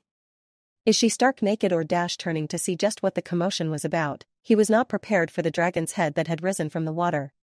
On its head standing proudly, the woman had locked her gaze onto them, the lead ship. Again, their speakers came to life. You should have turned away. May the Fallen have mercy on you, for I shall not. Her voice is calm, almost mournful, and light begins to gather along the sides of the great dragon's neck, building up and gather towards the mouth as the deep bass-filled thrum fills the air. As the dragon's mouth opens, blue and white light gathers and pulses like a heartbeat. The captain sighs and looks to his crew, all of which couldn't believe the literal monster from myth that now faced them, dwarfing their ship easily. It's been an honor me sentence unfinished, an arc of blue light flashed into existence and the bridge ceased to exist. The ship is rocked with explosions as the bridge is hit with the beam of liquid fire that continued on to dig a trench into and then through the top deck. No longer under any control, the lead ship began to turn and list, belching smoke as the crew panicked and rushed about with no clue of just what had occurred above deck. Isaribi watched on, the lead ship on a collision course with the next closest ship, which was already trying and failing to veer away. Knowing the two lead ships wouldn't be able to avoid her for a short while, she closes the distance and comes within 400 meters of the two ships and points a clawed finger towards them. No quarter fuafua, burn them all. A roar answers her, and the thrum of power gathering fills the air and rumbles through her body. A feeling she would never get tired of. On either side of her, two more massive heads rise from the depths. Water cascading off of their stonework necks, they too are gathering power for a renewed attack. Watching as the lead ship finally crashes into its counterpart, forcing the other ship to tilt dangerously and sending anyone unfortunate enough to be on the deck into the sea, Isaribi closes her fist. Attack! 3 beams of light and heat race away, towards the ships that were locked together. The first ship is nearly liquidated on the spot, its hull gouged out and set aflame within seconds. The second ship does not fare any better, pushed the rest of the way over and capsizing while white-hot fire rakes along its keel. Belching smoke and oil, the very sea itself on fire, both ships collapse and begin to sink as Isaribi turns her attention to the 2 trailing ships that are doing their best to turn away. Recharge. The thrum begins again and she closes the distance to her next targets. In the distance, shapes begin to launch into the air from the ship's decks, and Isaribi sighs, shit. Guess I should have been a bit faster. Around her, the 3 dragons' heads have finished recharging and another combined attack goes forth. The leading ship is raked along its side at the water's edge, and Isaribi assumes they reached a fuel tank or possibly a powder magazine because the ship erupts into fire, the upper deck surging into the air a dozen meters before its corpse comes crashing back down into the water in 2 pieces. Sinking rapidly and surrounded by fire, the next ship has its deck and control tower melted down into slag by the third head. All doors and access ports sealed by molten metal, this ship as well begins to veer off out of control while listing heavily to one side. It'd only be a matter of time before it sank below of the waves. Looking up as the enemy ninja began to head her way, Isaribi gave thanks that Karen and Anoka had thought ahead and used chakra storage batteries from spring to power the golem and not regulated the whole thing to her own chakra. She certainly wouldn't have been able to keep this up. Now however, as she can hear screaming men and calls for vengeance, she stomps a foot down once and the twin tails of the great beast rise from the water to answer her call. Caught by surprise, the tails begin swatting the men into the waters below. Broken bodies sailing through the air, while it gives her time to finish a short chain of hand seals to finish off some stragglers trying to escape. Chest expanding, Isaribi takes aim, sweet ton, water bullets. The rest of the ninja are put down quickly.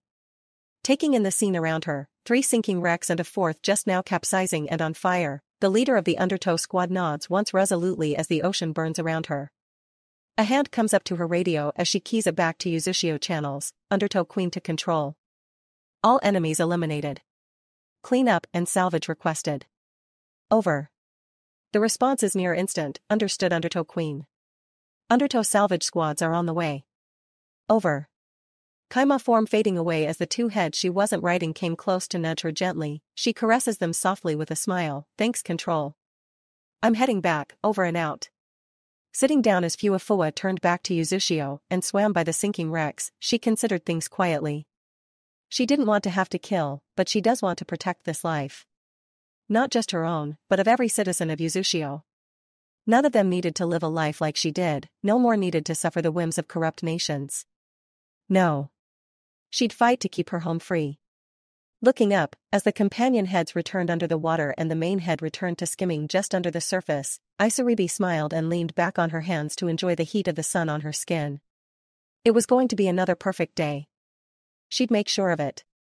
Scene change sitting crossed-legged on a rock and facing his training master, Naruto smiled as Fukasaku gave him a tale about Jiraiya's own sage training so long ago. Though, Fukasaku laughs as Naruto seems to have no problem holding his own sage mode near perfectly now, eyes rimmed with orange and pupils like those of a frog's, though still in the Rinnegan. You know, I never would have believed you would have picked up sage training as quickly as you have. I thought your plan was too ambitious, the hope of a tadpole with more guts than sense. Naruto chuckles as he rocks in place, I told you. I have a family to return to. And he was getting anxious to get back as well. His month was almost up and he finally had an idea of just what to do with Kumo. Plus he was anxious about Koyuki and Kotoheim and hoping they were doing well. Along with the others. Maybe with more free time, he was beginning to worry more than he should. Fukasaku nods both to what he says and the feelings he puts off. Be warned, young Naruto. Seeing he had the boy's attention, the elder toad continued on. There is a great responsibility with this power. It would be devastating to everyone you love and the world if you should lose yourself to it. Remember, any imbalance can see you turn to stone, or worse. It was the worst scenario that Fukasaku wanted to make sure didn't come to pass. Naruto waves a hand in front of his face as if to ward off evil. No worries. I won't let something like that happen. Naruto had been working hard, increasing his control and understanding of Sage Mode and Senjutsu in general. He wanted to truly be completed in his training by the end of this trip. Fukasaku sighs with some relief, hoping that Naruto could keep that promise. Eventually, his thoughts however turned to a different promise he had made long ago, and with a heavy sigh and hopes that he was doing the correct thing, Fukasaku slaps a chakra-filled palm on the rocky ground. In an explosion of smoke that quickly wafts away, Naruto is met with a new toad. Naruto my boy, meet Giratora. A rare breed of scroll toad that has a specific connection to you. Greeted by the orange and black-themed toad boasting belly rings, Giratora quickly bows before Fukasaku. Elder, are you sure this is wise? He's only just learned to harness Senjutsu. Fukasaku places a soft hand on Giratora's shoulder. Be at ease. I believe Naruto is more than ready. Seeing that said boy was confused, Fukasaku moves to explain things. Giratora has been entrusted with guarding the key to the 8-trigram seal that you hold. There were originally only a few reasons you would have been given access to this key. First, if you learned how to fight against and filter out the Biju's will in order to access its chakra. Or 2, if you found a different method and needed to modify the seal. There was a pause as Fukasaku motioned to Naruto while said boy grinned in his own lackadaisical way. Since you have, in your own way, found a third option and befriended the Biju, I've decided it was time to give you the key. Giratora is hesitant however, still kneeling but speaking his piece. I must bring up, I haven't had a chance to evaluate whether Naruto is ready for this responsibility. This is a large thing to hand over elder. Naruto boy has not only made it through sage training, but done so faster and more completely than even Jiraiya had. He will be just fine. Giratora raises his eyebrows at that admission while Naruto dives inward to bring it up with Kurama. Looks like we're getting closer to fixing you up buddy. Being whole again would be nice. I'd like to not feel like a constant ball of rage and hatred in all my waking hours. You've been pretty good till now though. Especially recently. I've had hours worth of memories of you mating with your various partners. It's kept me busy. Naruto blinked without saying a word for a minute before a frown started to grace his features. Have you been jacking it to me having sex? I don't have the anatomy for that. You know what I mean, Fox. It's better than me wishing you and everyone you love dead, isn't it? Don't judge me. I'm judging. Right in this moment, I'm judging so hard. You do a lot of things hard. Pervert. Ingrate. I'm what you made me. I didn't make you a pervert, asshole. Delete those memories right now. Are you stupid? I can't do that. Then I'll come in there and do it myself. You sound like an idiot. So I sound like you then? Monkey. Bastard. Fukasaku clapped his hands in front of Naruto to regain his attention. Tadpole, we're not done here. Coming back to his senses, Naruto sighed and vowed to smack Kurama around later. Sorry, got distracted. I'm assuming with this key, I'll be able to complete Kurama then? Giratora nods slowly, some worry in his features as the orange and black themed toad sighed heavily. That is something you will be able to do with the key inscribed on me, yes. However. Here he locks eyes with Naruto, mustering as serious a look as he can. Even if you and the Biju are in agreement right now, the simple fact is that its chakra has been cut in half. It's unbalanced. This will have repercussions whether you like it or not. So. Until you return the rest of its chakra, I do not advise using its chakra freely, or even opening the seal at all. Naruto has a finger to his chin as he thinks on that. I'm guess then the best way to go about it is to open the seal and merge his chakra together all at once. Sounds smart. Sounds painful. Not a word out of you, pervert. What did I do? Enough. That's not an answer at all. Naruto sighed and ticked off with his fingers, so use the key, fix the seal, fix our chakra. All in that order and most likely all at once. Fukasaku is the first to pick up on his wording. What do you mean your chakra? Shrugging and mentally making plans which included using the Shinigami mask, Naruto answered the elder, well, we're both imbalanced right now. Sage training will fix me eventually, while the seal and key will fix Kurama. Best to get it all over with at once, I think. Understanding better now, Fukasaku turns to Jiratora, satisfied? Jiratora sighed but nodded again, yes. He is determined and has shown he has the strength of character to follow through with his plans. I submit to him. What Naruto thought were 3 belly bands actually expanded. Jiratora growing in height before unwinding and showing off a scroll that was the key to his seal, for Kurama. Near a corner was a place that Fukasaku motioned for Naruto to sign his name in blood. Much as you signed the Toad contract, you must make a contract with Jiratora in order to access the key. Fascinated but nodding, Naruto bites his thumb to draw blood before doing just that, signing his name before Jiratora rolls back up and collapses back down into his normal form. That it? Jiratora grins, not quite. Open wide. Naruto is more than a little confused. Wad dashes his mouth opened, Jiratora jumped and immediately began to scurry down Naruto's throat. What the hell? Mwahahaha, you've gotta eat a toad. Fuck you Kurama. This sucks. Payback. Taste frog legs. Fukasaku could see that Jiratora would need some help, and with a healthy kick Naruto was forced to swallow the other toad. Jiratora now resides within you, and you now have full access to your seal to modify as you will. Sick to his stomach and fighting now whether to heave or spew his lunch. Naruto nodded and gave Fukasaku a thumbs up. Yay. Within moments and mentally overwhelmed, Naruto was knocked out. Fukasaku sat, watching over the slumped body of the child of prophecy. This is the moment. Will you be who we need? A savior? Or an engine of destruction? Bowing his head in silent prayer, Fukasaku waited to see just who would wake up before him. Inside his mind, Naruto grunted as he was already in front of Kurama's cage. Well, that's new. Kurama nods, massive body laying down and relaxed. Is this it, Naruto? Guess so.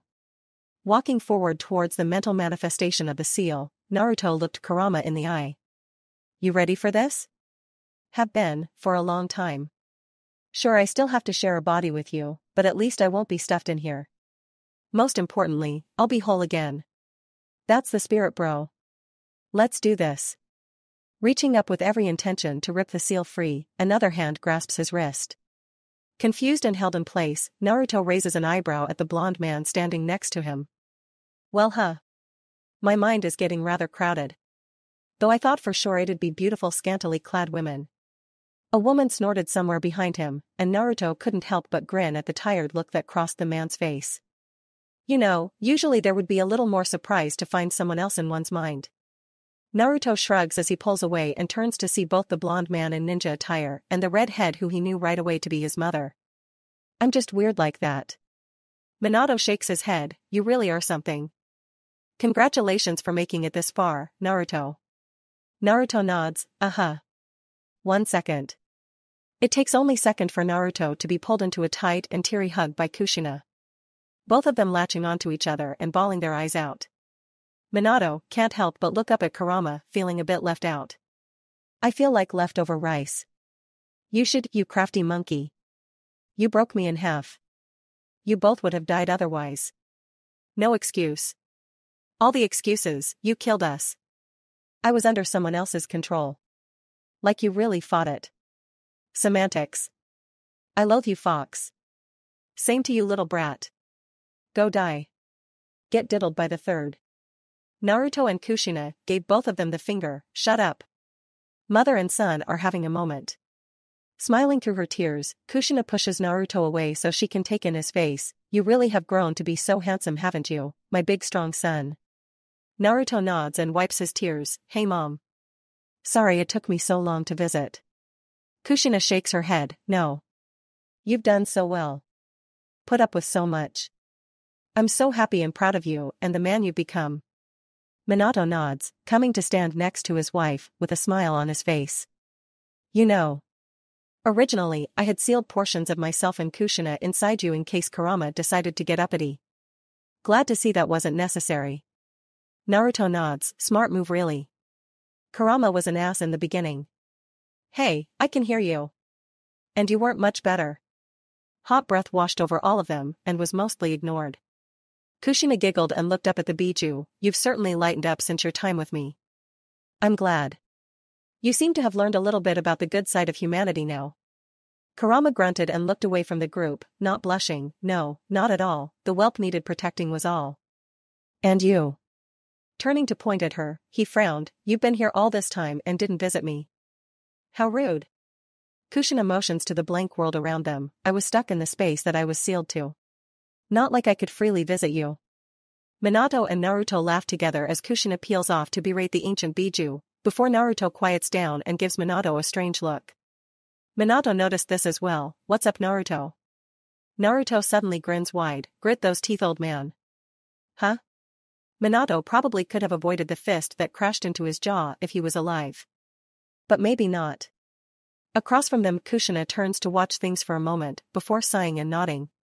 Not surprised as she remembered the life story Naruto had told her, so she doesn't step in and instead goes back to reminiscing with a grinning Kurama. Naruto walks forward to help Minato up. I love you, I understand why you chose me to seal Kurama inside of. But it was shitty, and I felt like I needed to belt you one. Minato doesn't refute it, instead grinning and slapping Naruto on the shoulder. You've sure grown strong, haven't you? I'm glad. Wanna give me some of the highlights? Naruto begins to tick off some of the happier moments of his life while ignoring that a lot of them happened outside of Konoha. Made some really important and lifelong friends. Fell in love a few times. Found more family and rebuilt Uzushio. I've stomped all of the Sannin at least once. Killed the slimy one. And now I'm on par with most Kage. Oh. And I'm gonna be a dad. Naruto went on to explain more of it. The Foxden girls, the overly flirty Mei, some of the drama with Kumo. The works. At the end of it, Minato still had a proud smile on his face. You had a real time of it. I wish we could have been there to see it all. Minato leans in, mock whispering to his son, how is it, multiple wives? It as amazing as I think it is? Naruto nods, also leaning in, it's totally awesome. You wouldn't believe half of it even if I told you. They both miss Kushina overhearing them, turning with her hair floating ominously behind her with a death glare on her face. Oh Minato-kun? Am I not enough for you suddenly? Chakra chains were beginning to fill the air. Minato is quick to defuse her, sweeping her into his arms and laying a gentle kiss on her forehead. You are my beautiful and amazing wife. I could never need more than you to fill my heart. Smirking down at her blushing face, all ominous features gone, they both flirt back and forth while Naruto takes notes. Kurama snickers, making sure to know how to diffuse fiery women? Absolutely. You know, if you weren't here, they'd probably be at it like rabbits. Naruto frowns and points at the grinning Biju. All children have to acknowledge that their parents did it once. That's all. Kurama wiggled his eyebrows. Oh, I can guarantee, it was more than once. Why, let me tell you, lalalalalo. Can't hear you, asshole. Don't ruin the moment. Embarrassed at being lovey-dovey in front of their son, Kushina still smacks Minato lightly on the chest as he lets her down to her feet. I better be mister. They both turn to Naruto with happy looks, while said teen is contemplative. Musuko? Fiddling with his hands, Naruto tries to maintain eye contact with them both. What would you say about me bringing you both back?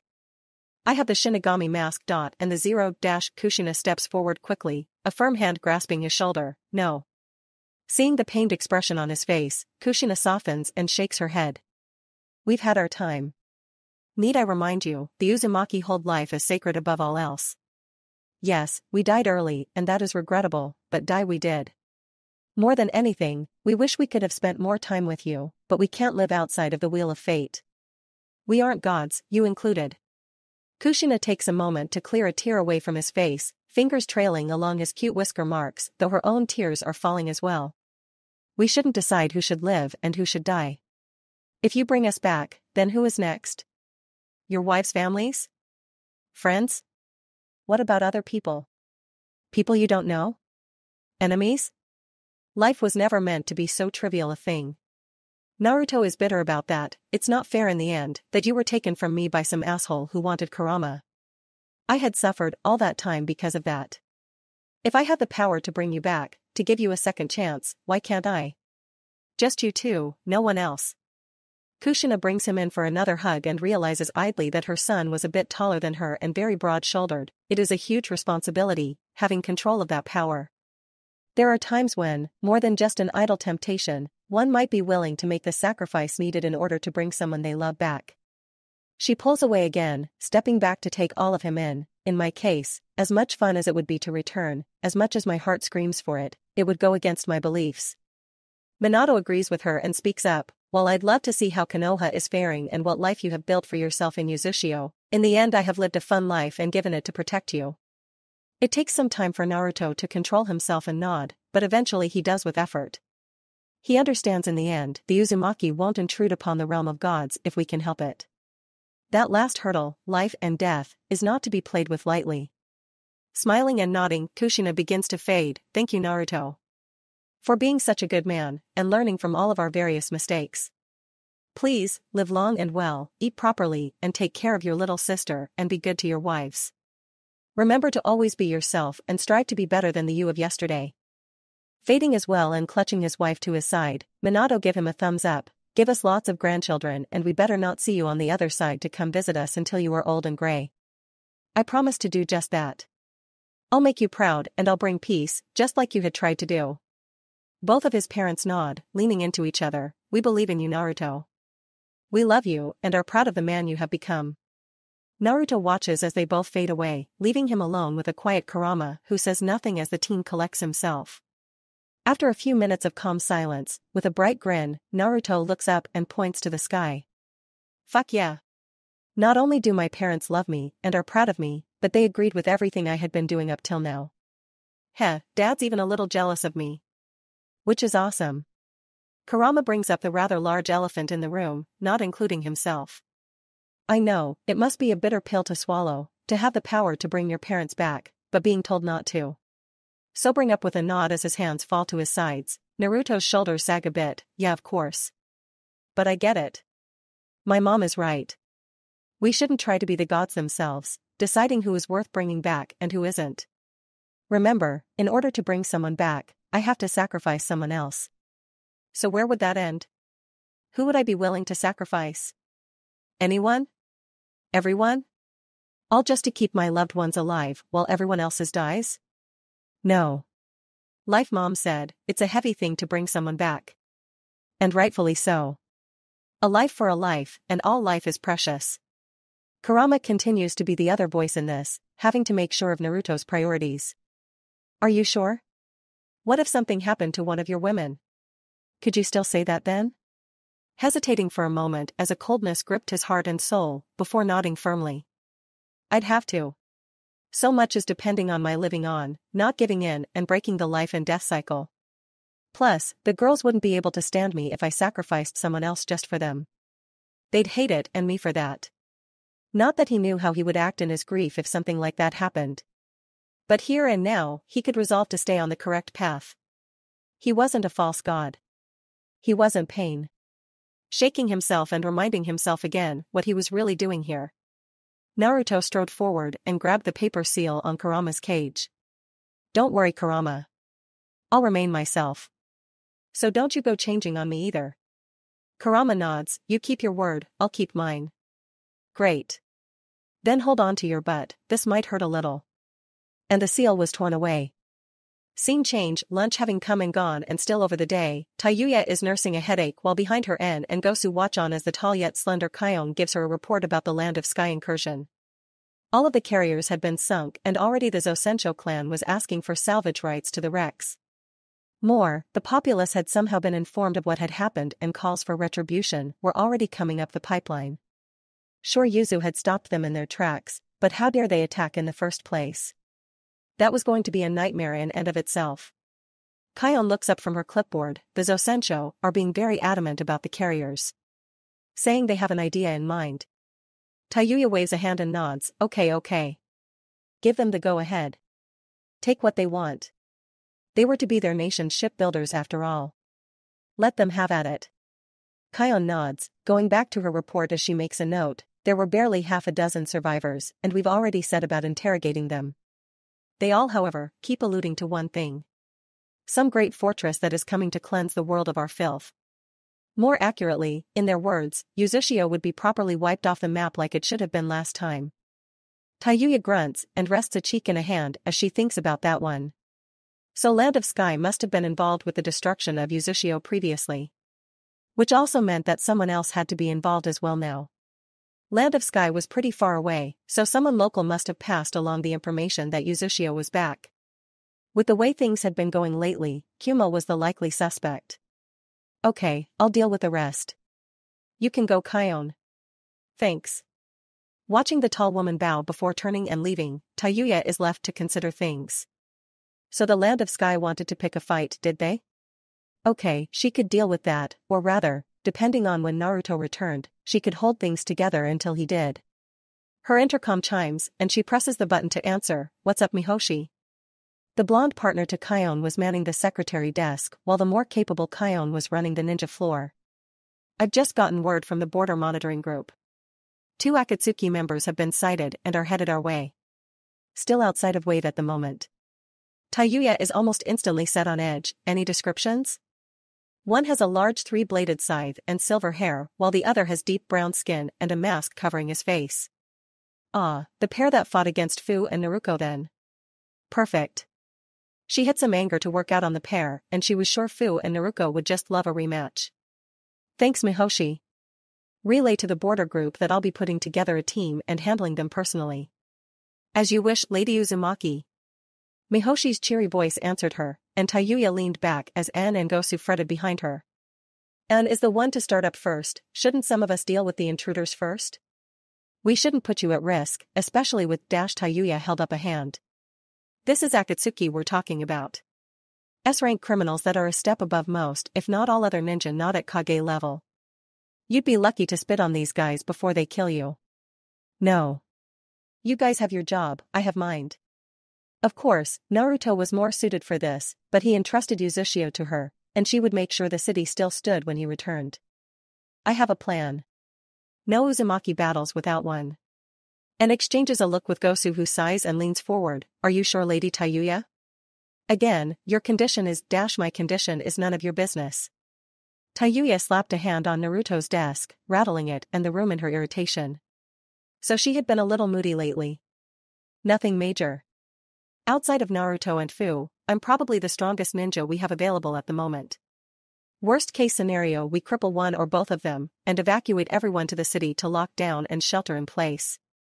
Anne and Gosu finally lean back, both nodding. As you wish, Lady Uzumaki. Tayuya nods, keying up her radio as she forms a vague plan in her mind. Ms. Seven and Hellspawn, come to the Kage's office. I've got some news for you. Mentally, she wonders at the timing of it all. First the Land of Sky gives them problems, and now Akatsuki? What was next? One of the major villages decided to give them issues as well. She knocked on wood, because that was exactly what would happen. Returning to paperwork as she waited, she considered the other situation she was in. Naruto better hurry up and return. She had been waiting to update him and had vowed not to tell anyone else besides him first. She'd not dare, just in case she jinxed that too. The office doors open, a refreshed and bubbly Fu and a quiet Naruto walking in and standing before Tayuya on the other side of her desk. Naruto is the one to grin and salute her. You called? Tayuya nods. Akatsuki has been sighted headed this way. You up for a rematch? Naruto's grin turns feral as even Fu clenches a fist and nods. So they're on their way, are they? Yup, and our job is to stop them before they reach Uzushio. Fu turns to Naruto with a grin of her own. Your chakra is pretty much full since we've just been lazing around. There's no better time than now. Naruto nods. I can't wait to eat that Sonovabbage, Haiden. Tayuya shook her head. I'm thinking different. You both should deal with Kakuzu while I deal with Haiden. Naruto twitched, but remained under control, instead only asking the obvious, why? Tayuya pointed at her specifically, because he's the melee fighter. He works off of blood so far as you could figure out, right? Something to do with his ritual and seal. I can counter that, you can't. Kakuzu on the other hand is weird but completely killable if you can overwhelm him. And the both of you together can do that. Seeing both girls think it over before slowly coming to the realization and nodding, Tayuya smirks, "We'll take them both down, and offer their heads as trophies to the nearest bounty office when we're done." Fu nods, nudging the feral-looking Naruto with a smile, "Let's do this then.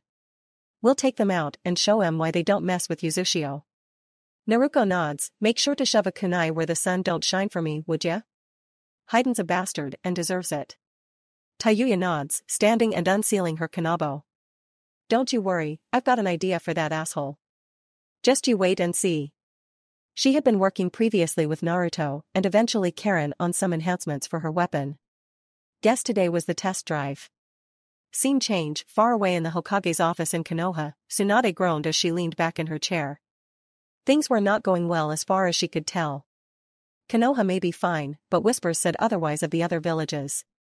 Jiraiya was keeping his ears to the ground and apparently Kumo and Iwa were making dangerous moves behind the scenes. Suna was attempting to run interference with mixed results and Kiri was something of a mixed bag at the moment. But all signs pointed to things headed towards another war, which in her opinion would not be worth it and wouldn't be in anyone's best interest. Poking her own intercom and waiting, Shizune soon opened her door and walked inside. "You called Lady Tsunade?" Tsunade nodded, motioning to a chair in which Shizune sat. "I want you to get a hold of Jiraiya, Kakashi, and Asuma. Put some teams together to deliver messages to the other villages." Shizune's eyebrows rose quickly as her master was rarely so serious. "What about my lady? Has something happened?" "Not yet, but I fear what could be on the horizon." Tsunade tented her hands together as she thought. With Danzo out of the way, it had been easy to solidify her power base within the village and turn things around. Even the fire daimyo was being nicer to her. That said, it wasn't like she had enough power to bully the other nations into following her will. Especially with Naruto and the Kyuubi long gone. No. Negotiations were needed for this. "I'm calling a 5 Kage summit. Both to introduce Yuzushio Bikure back into the fold and to hopefully bring down some of these tensions." That sent Shizune reeling. "Do you really think things are that bad already? Something like this. It's only meant for the worst of times." Agreeing with her subordinate and leaning back in her chair, Tsunade sighs heavily and wishes she could drink right now. "You aren't wrong. But think about it. Rumors on the wind speak of Kumo inciting violence in the east. Iwa is courting with unknowns in the south. And we've lost contact with several nations as far east as the land of demons. No. Something is moving and I know some of it is related to other nations' relations with Yuzushio. We need to put this to rest quickly before the entirety of the elemental nations are once again dropped into a bloody war. One with even worse consequences than any before now." Tsunade's hard eyes lock onto a worried Shizune. "You know what Naruto is capable of doing. Do you think he will hold back if his people are threatened?" Shizune is shaking her head immediately. "No. He would level anyone, everyone, if it meant Yuzushio survived." "Exactly, which is why we need to find some peaceful ground now. Before something happens. So, send the word and gather them all up. I'll make preparations on my end, including getting in touch with neutral ground in the Land of Iron." Tsunade watched her apprentice leave with a ball of worry in her heart. Was she overreacting? Worrying over nothing? Or was she too late and had things already gotten out of hand? She hadn't gotten any worrying updates from Yuzushio, and their monthly visit wasn't due for another week. Surely things could hold out for a week. Surely. Omake returned to the Land of Water and Kirigakure to rest before returning to Yuzushio Bikure. Hinata, Ino, Karen and Anoka stood before Mei, giving her a report on the situation with the Sanbai while assuring her that Kiri wouldn't have to worry about the Biju from here on. Hinata is taking the lead with this conversation, standing as tall as she's able with her back straight. "For now we have the Sanbai secured and stable. Returning it to Yuzushio won't be a problem and we'll deal with the fallout of killing the Kumo ninja while we were here." Mei smiles and nods, relaxing in her seat. "It's a wonderful thing that Yuzushio was willing to help us so quickly in our time of need. However, what about that pair outside my doors you picked up? I didn't know Yuzushio as a whole had a habit of picking up strays. Perhaps Lord Naruto's habits extended to the others?" Nodding, Hinata smiles. "They are refuges, nothing more. They'll be coming with us." Still smiling, Mei trails a finger along her clean desk. "And, what about my request? To have Lord Uzumaki come and visit me sometimes? It does get so lonely here sometimes. Us Kage should have a warm chat from time to time." Chest pushed out just a bit more, Hinata's eyes hardened just a bit. My husband is a busy man. I'm sure he will get around to visiting you when he has the time. Adjusting herself and jacket loosening a bit, May's smile becomes more of a smirk. Sometimes a man needs to be let off his leash a bit. Surely you don't wish to domesticate him completely. Oh, so the little girl wanted to bite back, did she? Hinata's own jacket slipped a bit, orange tube top suddenly straining. There is no leash on dear husband. He can do as he pleases. Which he does, regularly and, completely. Look now sultry and eyes hooded, May's smirk increases. You have a lot of trust in Lord Naruto. Of course, we never have to worry about his attention wandering after all. Shrugging, May still trails a finger along her desk as behind her Ao and Chojuro both look ready to run for the hills. It never hurts to try new things. More cleavage on display than before, May knew she didn't lose out on the physical side of things. Behind Hinata and whispering to Karen, Ino can't help but sweat a bit as she wished they could leave already. Guess the big titty squad are gonna come to blows any second now. Karen nods, leaning in and whispering as well, maybe they could do their chest measuring contest somewhere else? Somewhere not around a sealed-away chakra monster from ancient legend. Onoka leans in and grins, should I throw in my own lot in this? Ino and Karen both pinch her. Ow. Ino points a finger at her, stay out of it if you know what's good for you. Hinata is openly glaring at the Mizukage now, listen here you dirty so, May is already beginning to stand, say that again you deceitful heifer. Ino and Karen both high-five each other, modest girls for the win. Karen nods, you said it. Outside of the office and unknowing of the impending danger, Yukimaru sways back and forth on the bench where he and Guren had been placed. Can you believe it, Guren? A new city where we can be at peace and not be forced to fight anymore. Guren gives him a tired sigh but nods all the same, it's amazing to think about, but don't get ahead of yourself. You never know what's going to happen until you get there. Yukimaru ignores her, going on and on about his plans and wanting to join a school and make tons of friends. Guren, however, is focused on the office, feeling for sure that something important was going on inside. Hinata has a leg up and a foot on May's desk, pointing a middle finger at the Kage, why don't you chase someone else's husband you Christmas cake? May was up and in Hinata's face as well, chest pushing against the younger girls, I'll melt your face off you snobby Hyuga. Ino and Karen stared to drag Onoka away, best not to get involved. Karen nods, yup, best to leave this one alone. Onoka is smiling however, chakra chain and sealed scroll still held tightly to her back. We're gaining a new sister, aren't we?